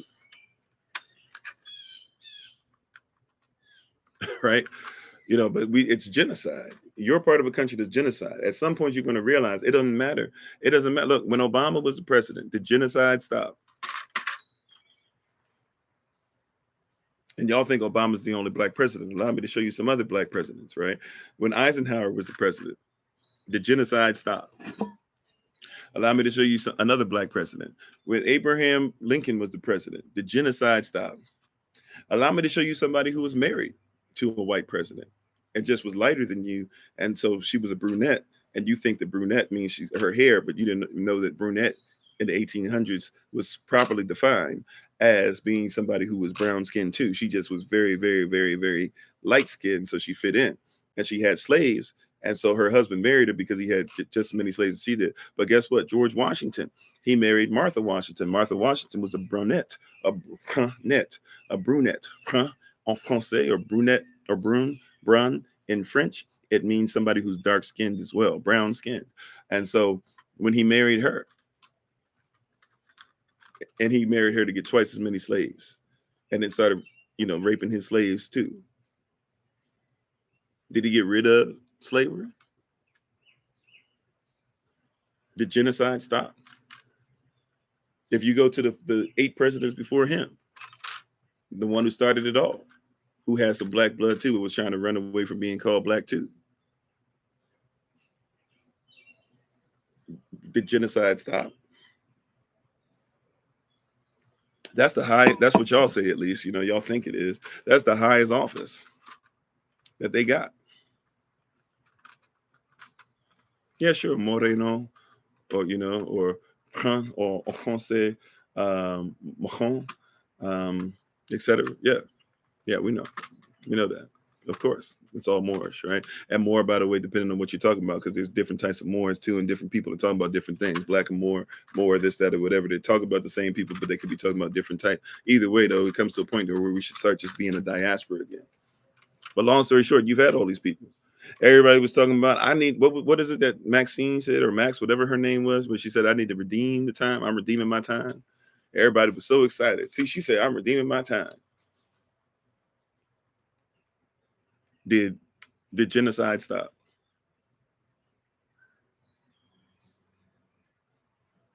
Did genocide stop? You see, like we have to get to a place where we start recognizing what it is. You're not going to stop genocide from within a genocidal system. She said, I'm taking my time back. Okay, whichever one she did, right? When she took it back, she didn't take back genocide. Reverend Jesse Jackson ran for president. Everybody lost their mind. The genocide stopped. Martin Luther King Jr. was willing to die for you, right? But wanted to do it by being connected to genocide stop. Malcolm X got shot, and everybody said, we're not going to be the next Malcolm X, right? The genocide stop.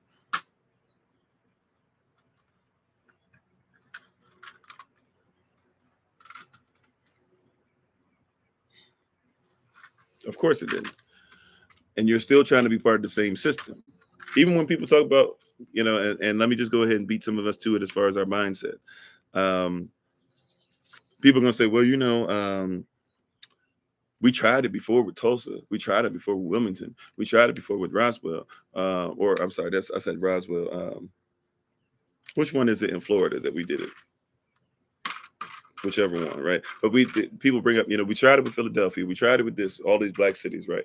The problem is that we tried to do things partially. We were not holy. We were not holistic. The word holy, you put a W before that H. We took pieces of stuff. Black Panther Party was awesome. Guess what? They were alive when MLK was alive. Guess what? Those same guys were alive when Malcolm X was alive. Did they all work together? Of course not. Imagine if you have people that come together with a Marcus Garvey mentality, with a Malcolm X mentality, with a Kwame Nkrumah mentality, with a Queen Queen Nzinga mentality, right? With a um, Francis Cress Wilson mentality, with the Dr. Amos Wilson mentality. Rosewood, Florida. Thank you. You know, imagine you put those things together and you actually come together and don't wait for somebody to attack you and then say, oh, maybe we should try to fight now. Or wait a minute, what's happening to those people? They're all gone. Oh, wow. Okay. They took them all. Oh, we need to fight now. Right. You need to start off with that mentality. Yeah. And even when we talk about genocide, the family, once again, for the question real quick, multiple wives is not something that's biblical at all. Now, don't make the mistake of saying, well, people got married and had multiple wives in the Bible, therefore it's acceptable. You never see in the Bible where the Most High ever co-signed on people having multiple wives or husbands for that matter as well. That's not our culture. Now, it's discussed. It says that it's happened. And when it happens, by the way, if you also look up when it happens, you never see positive results. You see a whole bunch of stuff. A whole bunch of stuff that Yashtil still goes through to this day is because of all this messing around with multiple women. Yeah, Malcolm and Martin were about to work together. Malcolm went down the week before he was killed to see Martin. Martin was in jail. He talked to Martin's people. They were ready to go. He got shot up. By the way, he also was getting ready to work with somebody. He was going to go and sue the United States government on behalf of African Americans, whatever, black people in America. And then you had a guy in Africa who was going to sue at the same time. Both of them were killed the same day. You said multiple wives weren't a sin? How so?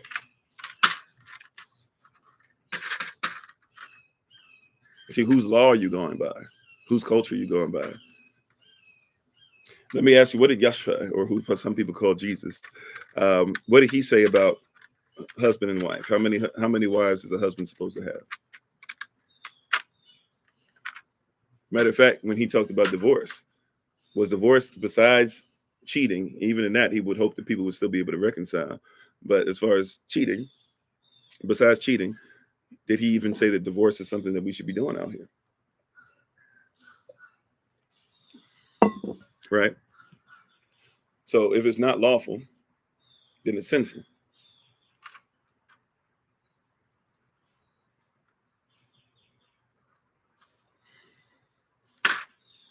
I mean, and by the way, like even when people talk about Yashtel or Israel, for example, before he became Israel, he was Jacob or Jacob. Look at what was going on with Jacob. Jacob worked 7 years, was supposed to get one wife. He got tricked by the woman that was supposed to be his wife, and got tricked by her sister, and got tricked by her father.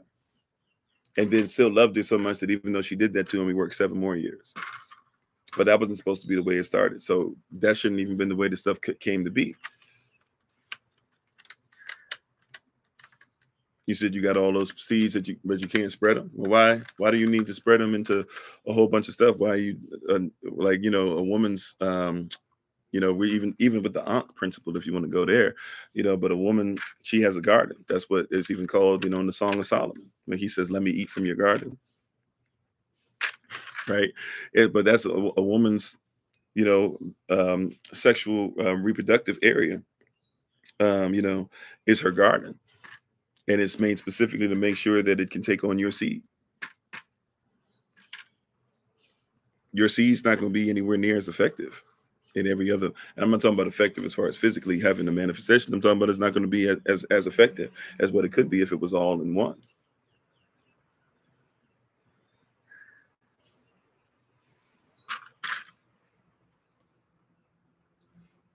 Right, but you're talking about culture. Once again, a lot of us aren't being raised in culture like that.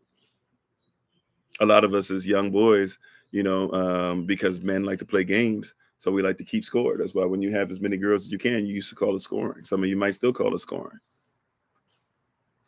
It's a different mentality.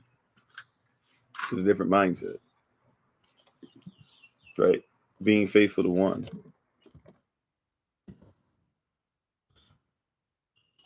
Right? Being faithful to one is a lot harder. Right? 1 Corinthians chapter 7, verse 2. Nevertheless, to avoid fornication, let every man have his own wife, and let every woman have her own husband.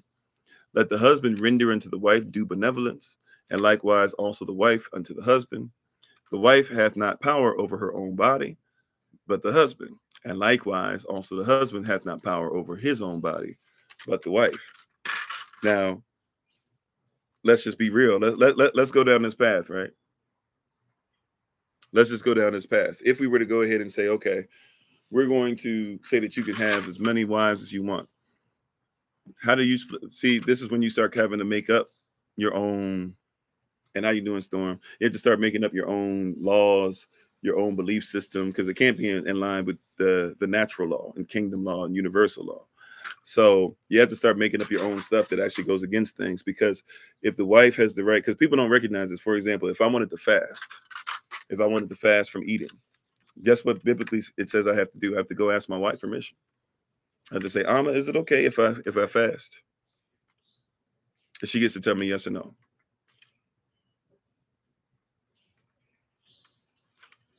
No problem, wife. Yeah. I'm just saying, just talking, you know. So, yeah, and that was played. A lot of that is with a lynch mentality, of course, being wanting to have as many wives as possible or have as many men as possible. Both sides do it. But you gotta recognize, like, somebody took that away. It was genocide. It was political genocide. It was spiritual genocide. It was cultural genocide. Now you're seeing the physical manifestation. Even up until the crack epidemic, we still had over 50% of our families, had men that were married to their wives, living with them. Like, up until then, it's a mindset thing. This is a new thing. See, we're going off of this thing and we're listening to people as if, like, what happened in the 80s with Ronald Reagan and the crack epidemic is supposed to be the mindset for us as Black people on this side of diaspora forever.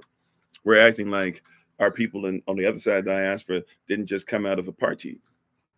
And they're trying to rebuild themselves too. And we're sitting up here going off of what somebody else did when they destroyed and committed genocide against your people. We're trying to use that as a way to continue. We're using it as like with some weird bargaining chip to continue to mistreat one another.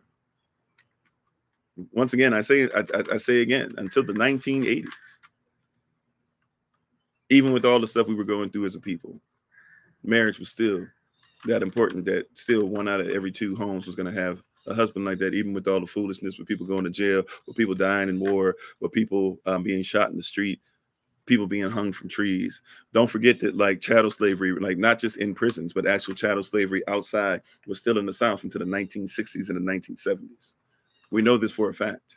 And we know even just this year earlier, we saw in Georgia that there were people who were still being mistreated and still being enslaved with guns at their back, and their women being raped. Even with that, though, into the 1980s, we still were that solid. That was the thing that was keeping us more than anything else, is that at least we had strong families, and then at least boys saw their fathers go through things, and at least the people that were speaking to you were your people, and they spoke your words, and you knew about the miseducation of the American Negro. People, like, a lot of people didn't even know. Can I be honest with you? I didn't even make the connection when Lauryn Hill came out with the album The Miseducation of Lauryn Hill. She was actually trying to tell you, hey, look at the look up miseducation of the American Negro. Thanks for being part of the community, not your average Gene. Right? These are things that were there, right there for you, and we didn't even know. It was genocide. It is genocide. And this is what I was saying on Tuesday. The reason why they're not going to label it genocide is because genocide is a war crime. And if they were to admit that they were committing genocide, they would have to admit that they are dealing in war crimes. If they were to admit they were dealing in war crimes, they're going to have to admit that you were at war. You said that in agri society, having multiple children was condoned to be able to work the fields. Okay.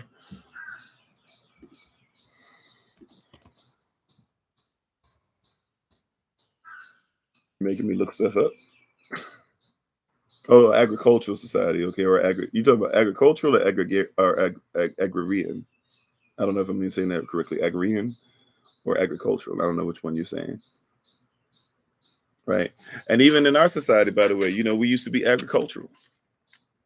Okay, agriculture. Yeah, we were nomadic and we were agricultural. We had no problem having our hands in the dirt. Now a lot of people think, oh yeah, farming, that's what white people do. Why? Why do you think that? Who told you that?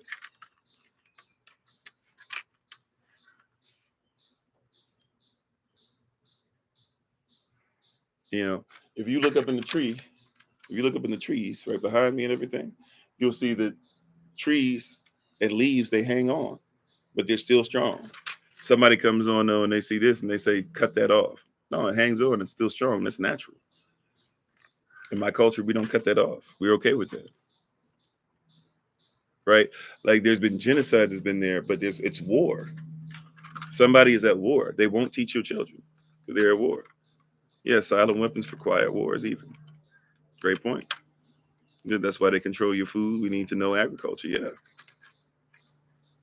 We did it on accident. I told y'all if you do it on accident, we had a not this plant here, but we had a plant bag, and basically like I didn't even remember what was planted in it, and we came back though, and it looked like it was dying. Right, we hadn't been here for a little bit. It looked like it was dying off. Right, so got rid of the stuff that was on top, and my wife, dumped the bag or whatever in. We got like a nice little thing that she has here for basically, I guess, mulch, things like that or whatever. But she has some stuff that she has outside and things growing in or whatever. But we dumped the stuff in there, and all of a sudden she was like, going through it or whatever, sifting it and trying to get it in and mix it together.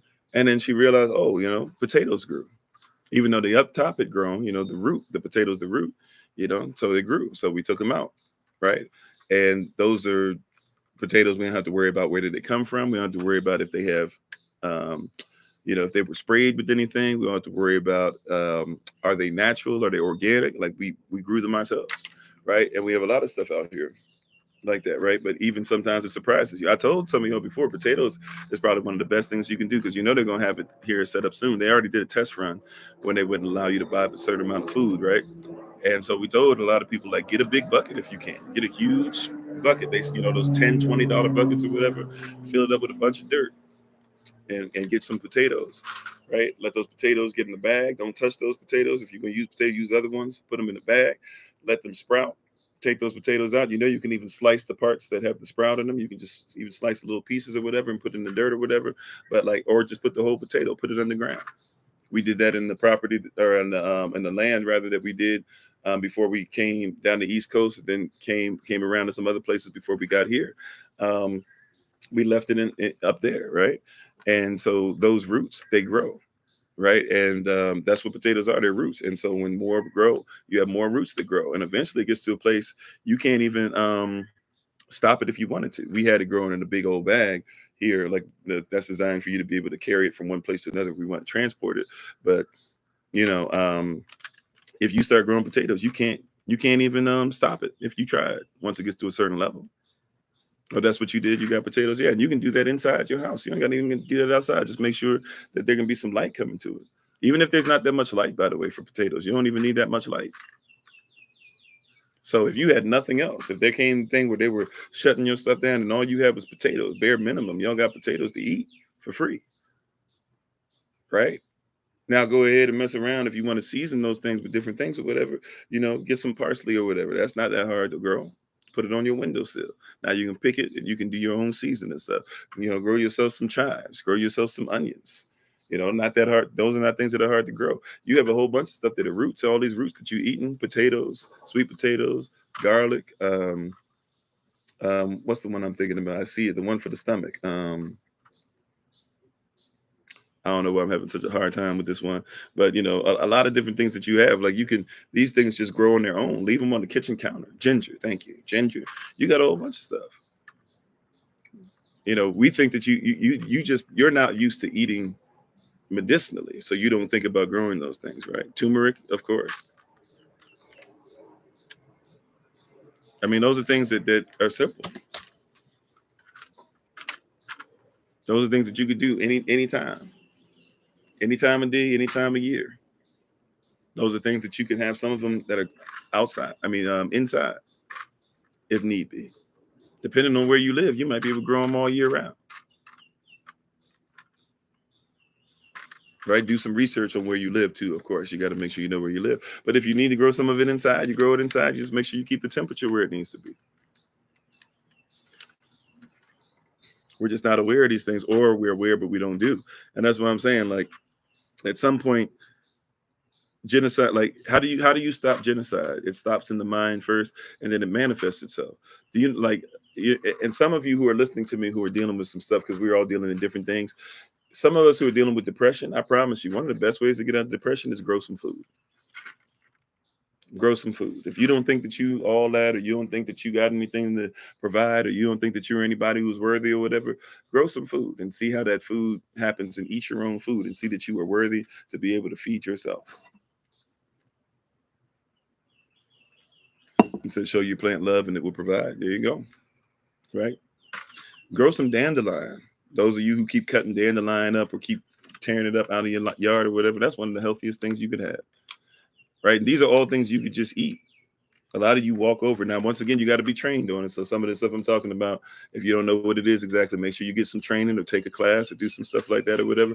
Right? But take some dandelion, or even like wild plantain. Not like the plantain, like banana plantain, but there's actually a plant, another type of plant, wild plantain. It grows everywhere. A lot of time when you walk down the sidewalk, it's on the sidewalk. It grows in between the cracks. You don't even know. Sometimes it grows right in your yard. You could just be walking down the sidewalk, see something, pick it up, put it in your mouth. If somebody goes, ew, that's disgusting. Okay, find somewhere, wash it off, put it in your mouth. Right? But it's natural. Dandelion roots are great, but the whole plant. Right? But you can you can do stuff with the root, you can do stuff with the leaf, you can do stuff with the flower, you can do stuff with the seed, you can do stuff with the stem, right? You can do stuff with the vegetable, right? These are all different parts, by the way.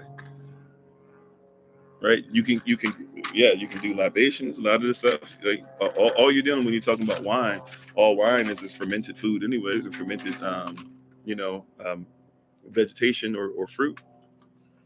So dandelion wine, you just take a little bit of it or whatever, put it in some water and put some. Matter of fact, don't put too much, I guess, depending on what your body's going through. But if you really wanted to extract and come into the product, you could easily just put it in some sugar. Matter of fact, medicinally, if you're making tinctures and things like that, that's what you're basically doing is you're taking a little bit of alcohol anyway. You're taking the alcohol. So you're taking whatever plant it is that you're putting in there, you're putting in some water, and then you can put a little bit of alcohol in there. Sometimes some people put all alcohol in, and then the alcohol actually pulls out, because that's alcohol, by the way, is, natural, believe it or not, right? So you're just putting the alcohol in that's pulling out what's in the vegetation, or what's in the plant, or if you're using root or whatever you're doing. And so you're making your medicine, and that's what they're selling to you for.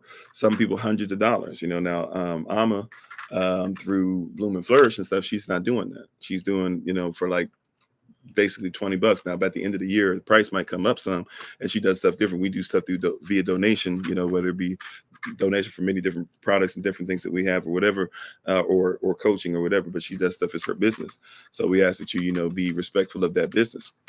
But yeah, it's very much so.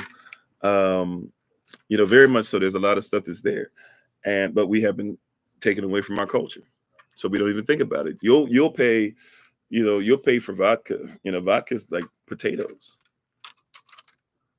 Now, if you want it to be the same proof or whatever, then you got to do a lot of extra stuff to get it to the same proof that maybe they have it. But if it's, if you're just trying to have vodka, like you talk about potatoes. It's potato wine, basically. People trick you into believing that alcohol and wine are two different things.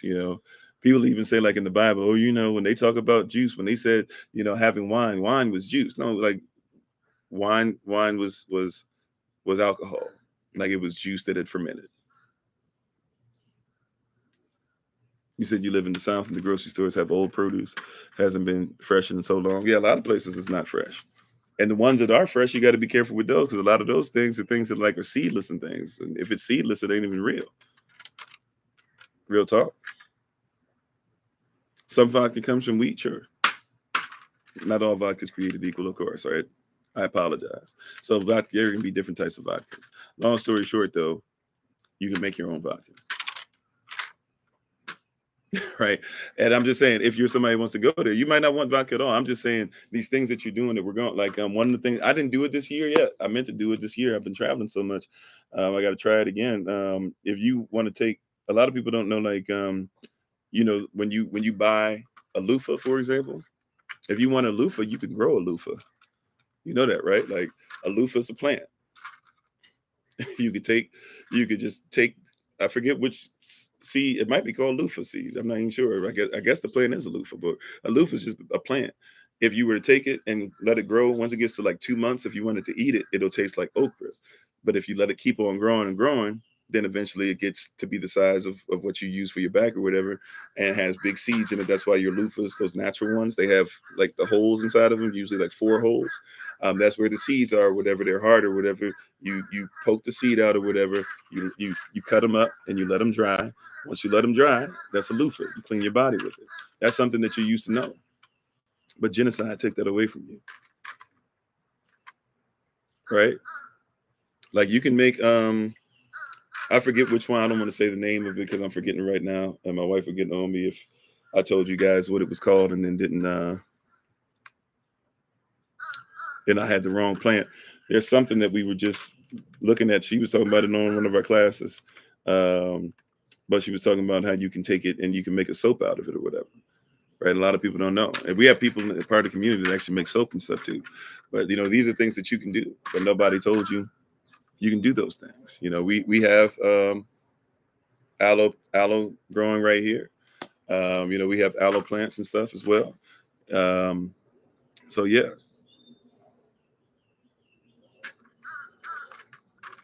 I forgot about squash and zucchini. Do that. You're right about that. And shalom to everybody on here. So, but it's long story short. I think we've kind of come to where we can take our leave. It's just we wanted to continue this conversation about genocide and talk more about the mental and spiritual beginnings of it. Because a lot of people don't know. It's like tell me tell me this. Tell me. You know how they say this all the time. Tell me, do this without telling me. Okay, tell me how. Well, I won't go ahead and use that. It won't work correctly. Let me just say this. There's an easy way you can see they don't even love your women, right? There's an easy way to see that we're all over the place. In all honesty, we're always on the road, and we have people all over the place. They're part of our community, But how's the way that they don't love your women? They have your women give birth in the wrong position, and they know it. How do we know they don't love your baby? Well, first of all, they say your baby's not even a baby till he's 2, or she's 2. And secondly, your baby's not being born in the right position too. Like mothers are supposed to give birth straight up and down. Matter of fact, the way that we use the toilet is wrong. You're supposed to use the toilet with your legs up. That's why a lot of toilets in Japan, I guess some in China as well, but I know in Japan for sure, they got the toilets that are flat on the ground horizontally, and you squat down over them, right? You're supposed to give birth in the same position. You used to do that not too long ago. It used to still be something you were supposed to do. Only reason why you stopped doing this because that there was I believe it was a French king who had this weird sexual fascination with women giving birth. Had them do it on their back so he could see. And now they made a whole science out of it. It's cultural. So they'll drug your woman up and they'll mess up her spine and they'll drug your baby up. They'll even cut your woman open. And by the way, even when the baby's born, right, the baby hasn't been outside of water yet. So you probably should have the baby be born from water to water. Why not? If you can set it up. The baby hasn't seen light yet, at least not the way that we see light. So you probably should have it dark in the room when the baby's born. The baby has lived its life eating from the placenta, right? The umbilical cord that we call the umbilical cord. So you should let that baby, when the afterbirth comes out, they should keep eating. They should not cut that cord. They should keep eating from it until it's done. That's why when first time mothers be frustrated and they be like, oh, you can't give breast milk. They be like, oh, I couldn't give breast milk. So, I had the baby, have formula and stuff. That baby didn't need formula. You and your first time being a mother, you give what's called colostrum, right? Colostrum is going to be something that's going to come out, and it's going to be a little bit that your baby can have, right? And but it's something that gives them everything that they have, but your breasts aren't ready yet. It's your first time doing it. So you give the baby the colostrum. It's just enough for them to be able to get used to eating through here, but simultaneously they're still being fed through the placenta, which means that even if they're not getting everything through you yet, the placenta is still doing its job, or doing its work. So by the time it finishes and it dies off, right, it sacrificed itself for the baby long enough for you to be able to get your milk and stuff together. But because they don't care about you and they don't really care about your baby, and because what they really want is the placenta and the umbilical cord, because they're going to use what's in the placenta that should be fed to your baby, they're going to cut it up, chop it up, and sell it to other people so that other people can use it instead of your baby. How you doing, Love 316? You said you looked at water birth, but her mother wanted the baby born in the hospital. Yeah, and a lot of people do, because you think it's safe. It's not safe. It's one of the worst places to have a baby. People go, oh, well, the hospital doesn't have as many germs. There's more germs in the hospital than there is anywhere else on the planet. There's more germs in the hospital than there is in the streets of a third world country, y'all. All right, you too, Wendy, be careful out there. Right? Like, they're lying to you, but they say they care about you. You got to see, it's genocide. You don't stop genocide from within genocide. You have to detach from it. Your baby doesn't have to have a birth certificate or a social security number, but they're going to force your baby to have one if it's born in the hospital. All you need is an affidavit and witnesses that said that the baby was born. Once you see that, that is the birth certificate. And if your baby is not in the system and you're going to homeschool them and stuff anyways, then it don't really matter anyways.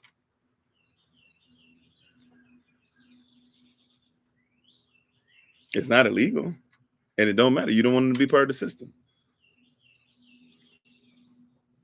We've had people in our family that did not have any kind of social security number until they got to be a college level. And then all of a sudden they wanted to start going to college. And when they started wanting to go to college, then all of a sudden the colleges were like, well, we won't give you any money unless you get a social security number. And that's when they got them. And it still wasn't legal anyways. Had they known, they could have used their passport. They could have got a passport, right? Which is very interesting because the person didn't think about it, but they already had a passport. They had already gone to other countries, right? So they already had their passport. They could have used the passport number and said, that's a way of identifying who I am. Didn't even have to have a social security number. Social security number is your what is that? Your account number. And then you got your, you got your account number and your whatever number. You got those two numbers that go in your bank account with your bank account, basically. Your checking account number and or the account number and the routing number, right? I think the routing number is on the back of the social security number and the account number is on the front. That's all it is. And you don't need to be accountable for the taxes that this country has. So why would you want that anyways? Why would you want your baby to have it? But we don't know any better. It's about genocide. It's about genocide. It's about genocide.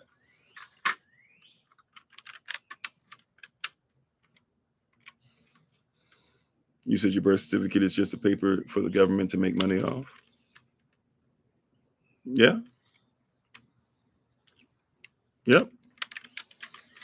But it also works in your favor if you know how to get that passport together anyways.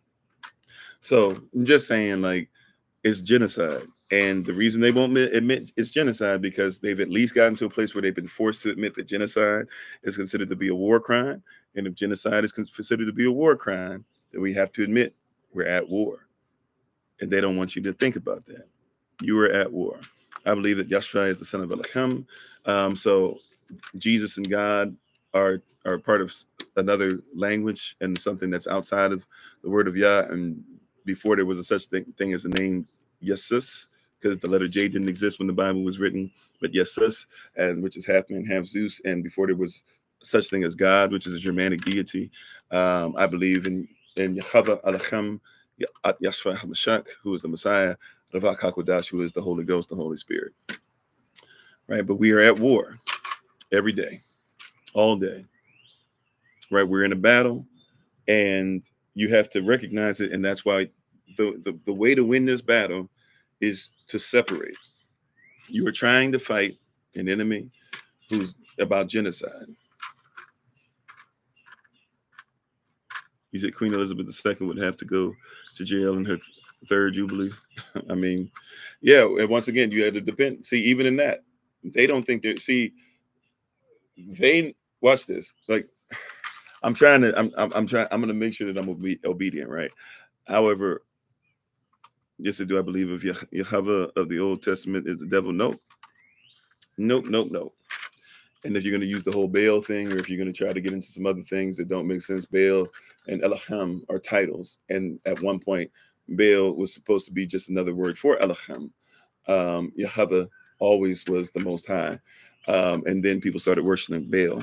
But if you're going to go through something else demonic, I'm not sure exactly which belief system you're using. But no, I don't believe that in and of the slightest. It's not even close. If you know how to read original language, especially, it's not even close. But you got to recognize that you're at war. You have to recognize that you are dealing with something. And once again, you got to come out of it, right? What's happening is we're trying our best to use worldly systems, worldly principles, worldly thought processes, and thought processes that kill people off to become victors, right? And you have to realize that victors are people that commit genocide. Right? You have to realize that victors are people that commit genocide. No, I'm not really worried about. I haven't heard anything about Sons of God Ministries, especially if it's Sons of God. I'm not trying to be a son of God.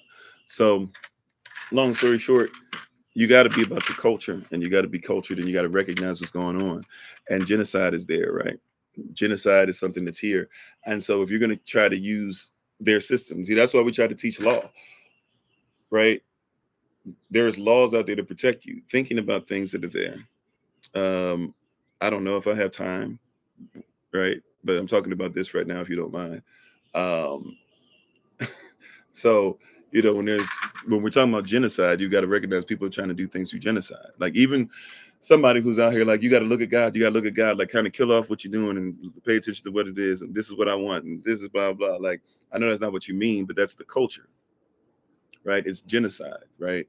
Like you need to stop doing what you're doing. Like if what they're doing is correct and what I'm doing is correct, then it should match up.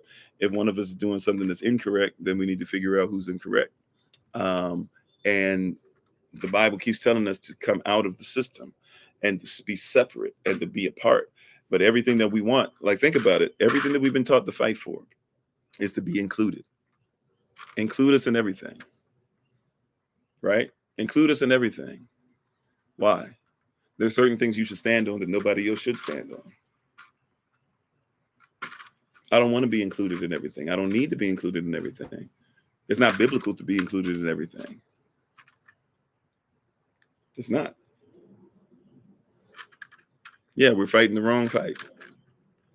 It's not my goal. I keep telling people, it's not my goal, nor is it my mentality, nor is it my calling to save the world. You show me in the Bible where it says, make sure that you save the world.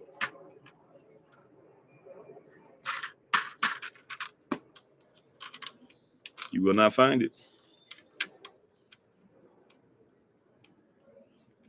I mean, kind of like the Amish, sure. I would go further than the Amish too. Because the Amish are standing on some principles as far as like very ancient, not very ancient, but something where they say that the time frame of the clothes that people wear, this and that or whatever. I believe that the language that we speak, by the way, they do that too. They only speak 3 languages they teach and things like that. And they give people a choice. They say you can be in the world, but not of it. Right. But we're looking at getting land. We can get people to help out financially and things like that. Hopefully we'll get it done by October. But we're looking at land. We're looking at a lot of different things that are going on. And the reality is that, we need to work on being separate. We need to work on being separated.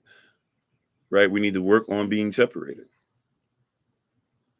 As I said earlier, I'm all over the place. So there's not one place that I sit in probably like this year. I can't even tell you how many times. I feel like we've done at least 15 trips so far, 15 to 20 trips. So we're all over the place. But the goal ultimately is what? Is to make sure that we have something to ourselves. It starts with your mind. It starts with a place where you don't have genocide, right? Where genocide is not acceptable. And I know people say, I don't accept genocide, it's not okay. I'm telling you, if you send your child to school, school is trying to make sure that they do what? That they are genocidal, right? Like that's what we're dealing with. If you're trying to go to school, they're teaching your children genocide. You know how I know this? Because they're going to make sure they teach them about George Washington. You know how I know this? Because they're going to make sure they teach them about Andrew Jackson. You know how I know this? Because they're going to make sure they teach them about Benjamin Franklin. You know how I know this? Because I know they're going to make sure that they teach them about Teddy Roosevelt, about Abraham Lincoln, about Bill Clinton, right? About Richard Nixon. These are all people who commit genocide. About President Obama. Put in whoever you want, right? They're going to teach genocide. This is a system based on genocide, and it's not my goal to save that system. It is my goal to make sure that there is a place that Yashville can come together. It should be all of our goal to make sure that we can come together at some point, even if we don't live there 24/7, 366 to 365 days a year. We should have something in us that says that we can go somewhere and be protected. It should be okay for you to protect yourself. It should be okay for you to pray how you are called to pray. It should be okay for you to make sure that you don't have to pay taxes. It should be okay for you to have jobs that come from your own people. If you want jobs, and maybe you just want to be in your work. You said war, the battleground is the mind, intellect, will, emotions. Yeah, that can be part. Yeah, definitely part of it. So I'm not here to save the world. And this is where some people have fallen off with somebody such as myself. My goal is not to be ultimately inclusive of everything and everybody. I find it to be an impossibility. I find it to be something that is not there. How you doing, Coolio? UK in the house. We oftentimes have people from the UK. So thanks for being on. Hopefully we'll see you again at some point. But it's ultimately not my goal to be inclusive of everybody. Now somebody goes, oh, so you're racist, you're a black nationalist, blah, blah. Well, actually, I guess you can call me a black nationalist or an Israelite nationalist or whatever.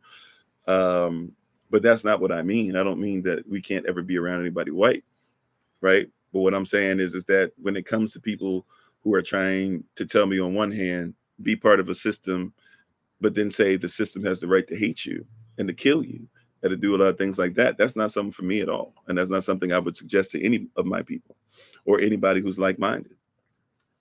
And you don't have to look like me to be able to believe in that either. You said we're all created equal but different colors. No, equality is even a myth. Somebody gave that to us. I'm not equal to you and you're not equal to me. On my best day, I'll never be equal to you. And on your best day, you'll never be equal to me. And I celebrate the things that I'm not equal to you. And I lift those things up because you're a missing puzzle piece that I need in the diaspora. So I celebrate the differences that we have. I lift them up. And I hope that you do the same with me. I read a lot of Avda, which is Paleo Hebrew. Do I do modern Hebrew? No, my wife actually does more modern Hebrew than I.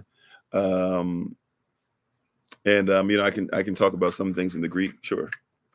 Usually I'm doing ancient though. I don't really care for modern stuff because modern stuff doesn't really have much to do with what we're trying to accomplish. I'm very focused on a certain kind of mindset for us. So, I'm kind of cut off. I've kind of cut off certain things. But yeah, so I'm just trying to say, long story short, we have to realize that there's been genocide. And once again, they don't want you to believe in genocide because if you believe in genocide, then you have to recognize that genocide is a war crime. And if you realize it's a war crime, then you got to admit you're at war. If you admit you're at war, you have to admit that every day is a battle. If you admit that every day is a battle, it means that you got to choose a side. You said color is a myth. It's how our minds interpret light waves. Well, I would say, in a sense, sure, if you're talking about energy and all that stuff. At the end of the day, though, different energy creates different colors, right? And so there's different frequencies, there's different wavelengths or whatever. Just because there's energy and all energy is energy, if you want to go that route, if that's what we're talking about, then there's a reason that each type of energy settles in a different place. And I'm excited when I see a certain type of energy, because that means I can pick it, a dandelion, to be able to cleanse blood and be an aficionados. I'm excited when I see something that is wild lettuce, because I can be able to, or even if it's plantain, I can be able to pick that up and I can be able to use it to heal bleeding and things like that, or maybe even help myself if I need to put a cast together. I'm excited to be able to see, um, um, you know, um, garlic, and what's the other one I was talking about earlier that I was having a problem with? I'm having a problem with again. Whichever one it is for the stomach. I don't know why I'm having an issue with it, but for the stomach, right? I'm excited to see that, right? It's every different one. It has a different color. It has a different shape. It has a different thing. It has a different frequency.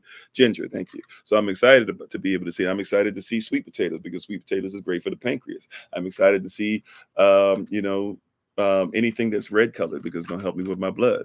I'm excited to be able to see things that are fermented, because it's going to help me with gut health. I'm excited to see all different things of different colors or energies or whatever, right? So even if you want to say color is a myth because it's how you see or whatever, okay, fine. At the end of the day, there's different things for different reasons, and they all play a piece in the puzzle, right?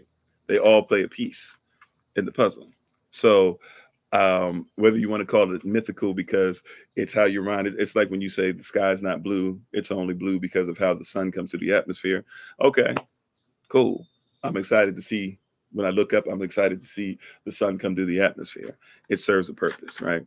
Um, so, however we do that, and I think we should celebrate it. I think we should celebrate the differences. And even if you want to go there, because even your melanin is given different energy and range and stuff like that.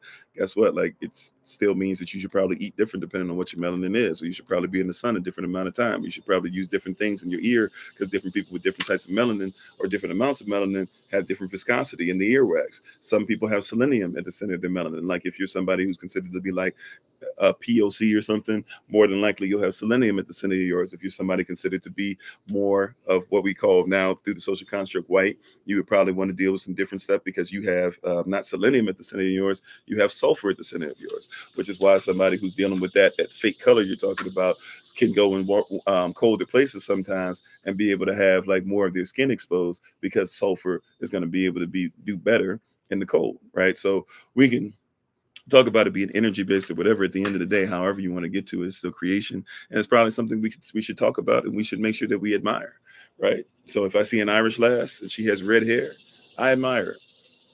If you want to say I'm seeing fake red, okay, I still admire it, and it says something about her, and she's created to be different than I, and so hey, like, you ain't sexy as my wife, and my personal preference, you're not as sexy as my sisters and stuff. Sisters being right, not, hopefully y'all get it, you know, but hey, like, do you create it like that? Somebody's attracted to that. Y'all do what you do.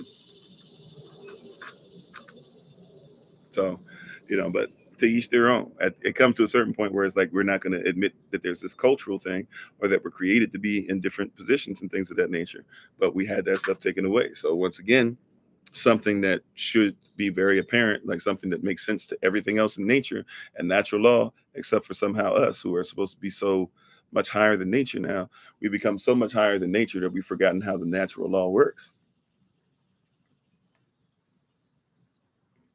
And I'm sorry, I'm trying to see these comments, but my phone is not really working correctly. So I might be missing some of these comments. I'm sorry. Um, so yeah, but it goes back once again. Where are we? What are we? What are we doing?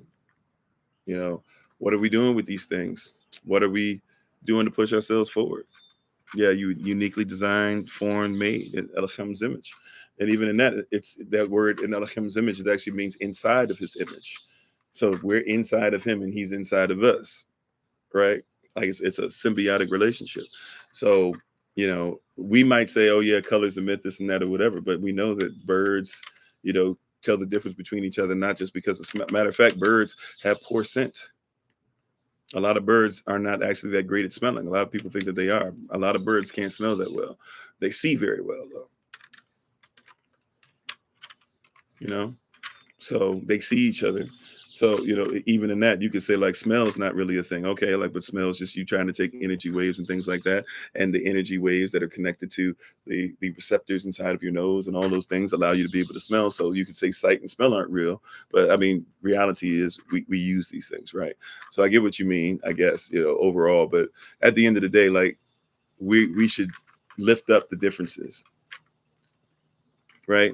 Certain differences we don't have to lift up, sure, right? But we should lift up differences. I should say, man, you know what? I'm excited that you look the way that you look. Matter of fact, if we would be honest about it, see, that's some of the dishonesty about it. Some people can't tell if they're unhealthy or not because you so busy trying to say that everybody's the same. This is why you can have people of a certain melanin content. They can actually go to a doctor, and doctors will say, "Oh, they don't perceive pain or this the same way." You know why? Because sometimes your heart rate is not necessarily supposed to be the same as somebody else's. Not everybody's supposed to have the same heart rate.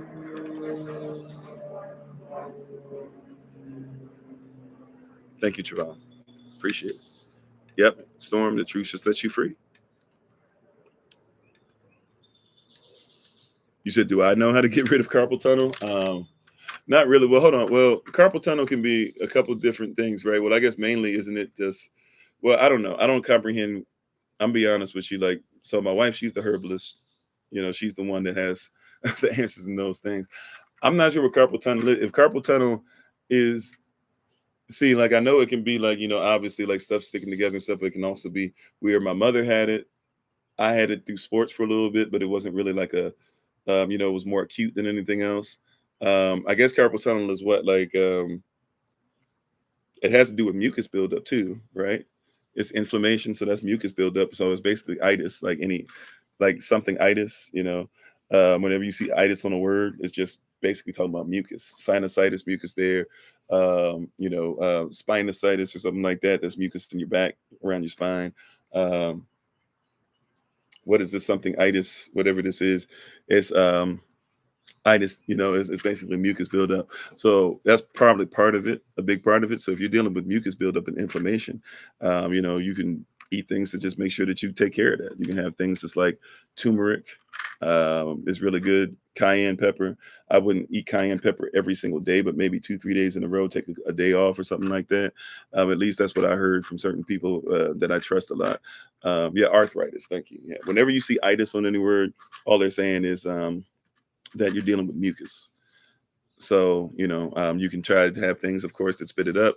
You can have portobello mushrooms. You can eat things that are great for the joints. That's kind of how you flush food to certain systems. So, like, let's say, like, for example, you have, um, like, let's say you have something going on in your Well, so like let's say for example, like carrots are great for the eyes. Let's say you have like a lot of mucus buildup or whatever in your eyes, you want to get rid of it or something, right? So you could eat, for example, turmeric or something that's good for, um, mucus, right? But then the carrot is for the eye. The carrot's great for your eye. So you could actually eat the carrot. The carrot is going to go straight to the eye, and then the carrot also will become the vessel that shoots the turmeric to the eye, right? So you just study different things that you can eat.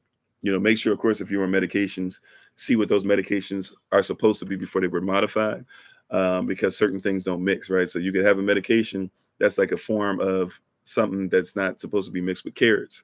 And if you mix it with the carrot, you can hurt yourself. So you always want to make sure you keep that in mind. And I don't give medical advice, by the way. I don't give legal advice, etc. I just give you contextual facts.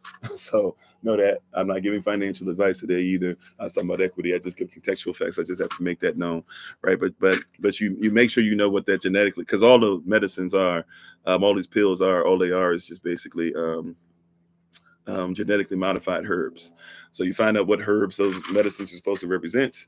You see if those herbs are okay to be ate with something else, and once what you're trying to eat it with, and then basically you can flush whatever you are what you're eating directly to your system.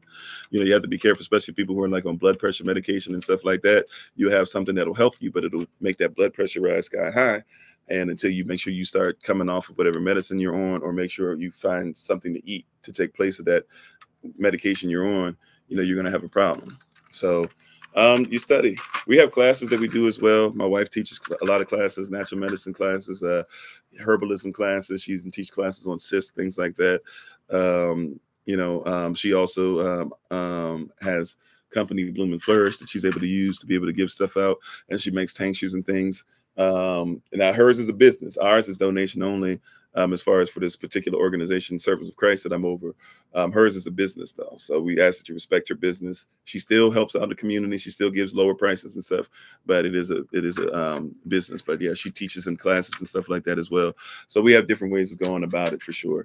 But yeah, if you wanted to contact us, by the way, if you're on YouTube, you can just go to the description box, look in the description at the bottom of it for the links to be able to get in contact with us, whether it's about the convocation or getting in touch with us. If you're on TikTok, you can just simply come on TikTok and and look where it says on our TikTok page, look where it says website, click on that. That's the link tree set up by my wife, the Honorable Amma, and you'll be able to find the information there. So thank you guys so much. We appreciate that. We appreciate the King and Queen in each and every one of you. I really don't have much more for today. We may or may not return to this genocide piece tomorrow because we still haven't really hit everything. We'll pray about it, see where the Most High wants us to go. Probably even going to start putting some stuff about Enoch into some of this. I have to be careful though, because it's almost like you got to go through a whole Enoch lesson, which I don't even know if I could properly do it on YouTube, because we're going to have every day. I know we're going to have 7,000 people saying why I'm wrong about something, but a lot of people don't know Enoch is like a bunch of books put together, and some of the books are not, kingdom oriented. Some of the books are taken out of context. Some of the books were put in a place to where they're real, but you shouldn't use them in the way that they use them there, because the people who put the book of Enoch together originally are people who thought that they were going to be the last people to exist on the earth, right? They thought that it was the end time. So they actually put it together to say why they were the people that you need to follow. So there's a lot of different stuff, but we'll probably, even with this genocide stuff, we got to even start talking about Enoch, because Enoch gives you some clues and some things as well. But yeah, we appreciate that though. Oh, okay. No problem, Nine. I mean, I wasn't really, even with what you were saying, hopefully it didn't come off like I was against you. I was just trying to say, even when people use that energy piece, like energy is still something that you got to realize it's like something that's created. Like science tries to tell you energy can't be created, even though they believe in the Big Bang. But science will tell you that you can't really take away energy, right? That's why they came up with the whole myth, if you will, or the whole theory of a neutron and a neutrino. There's no such thing as a neutron. Nobody's ever seen a neutron under a microscope.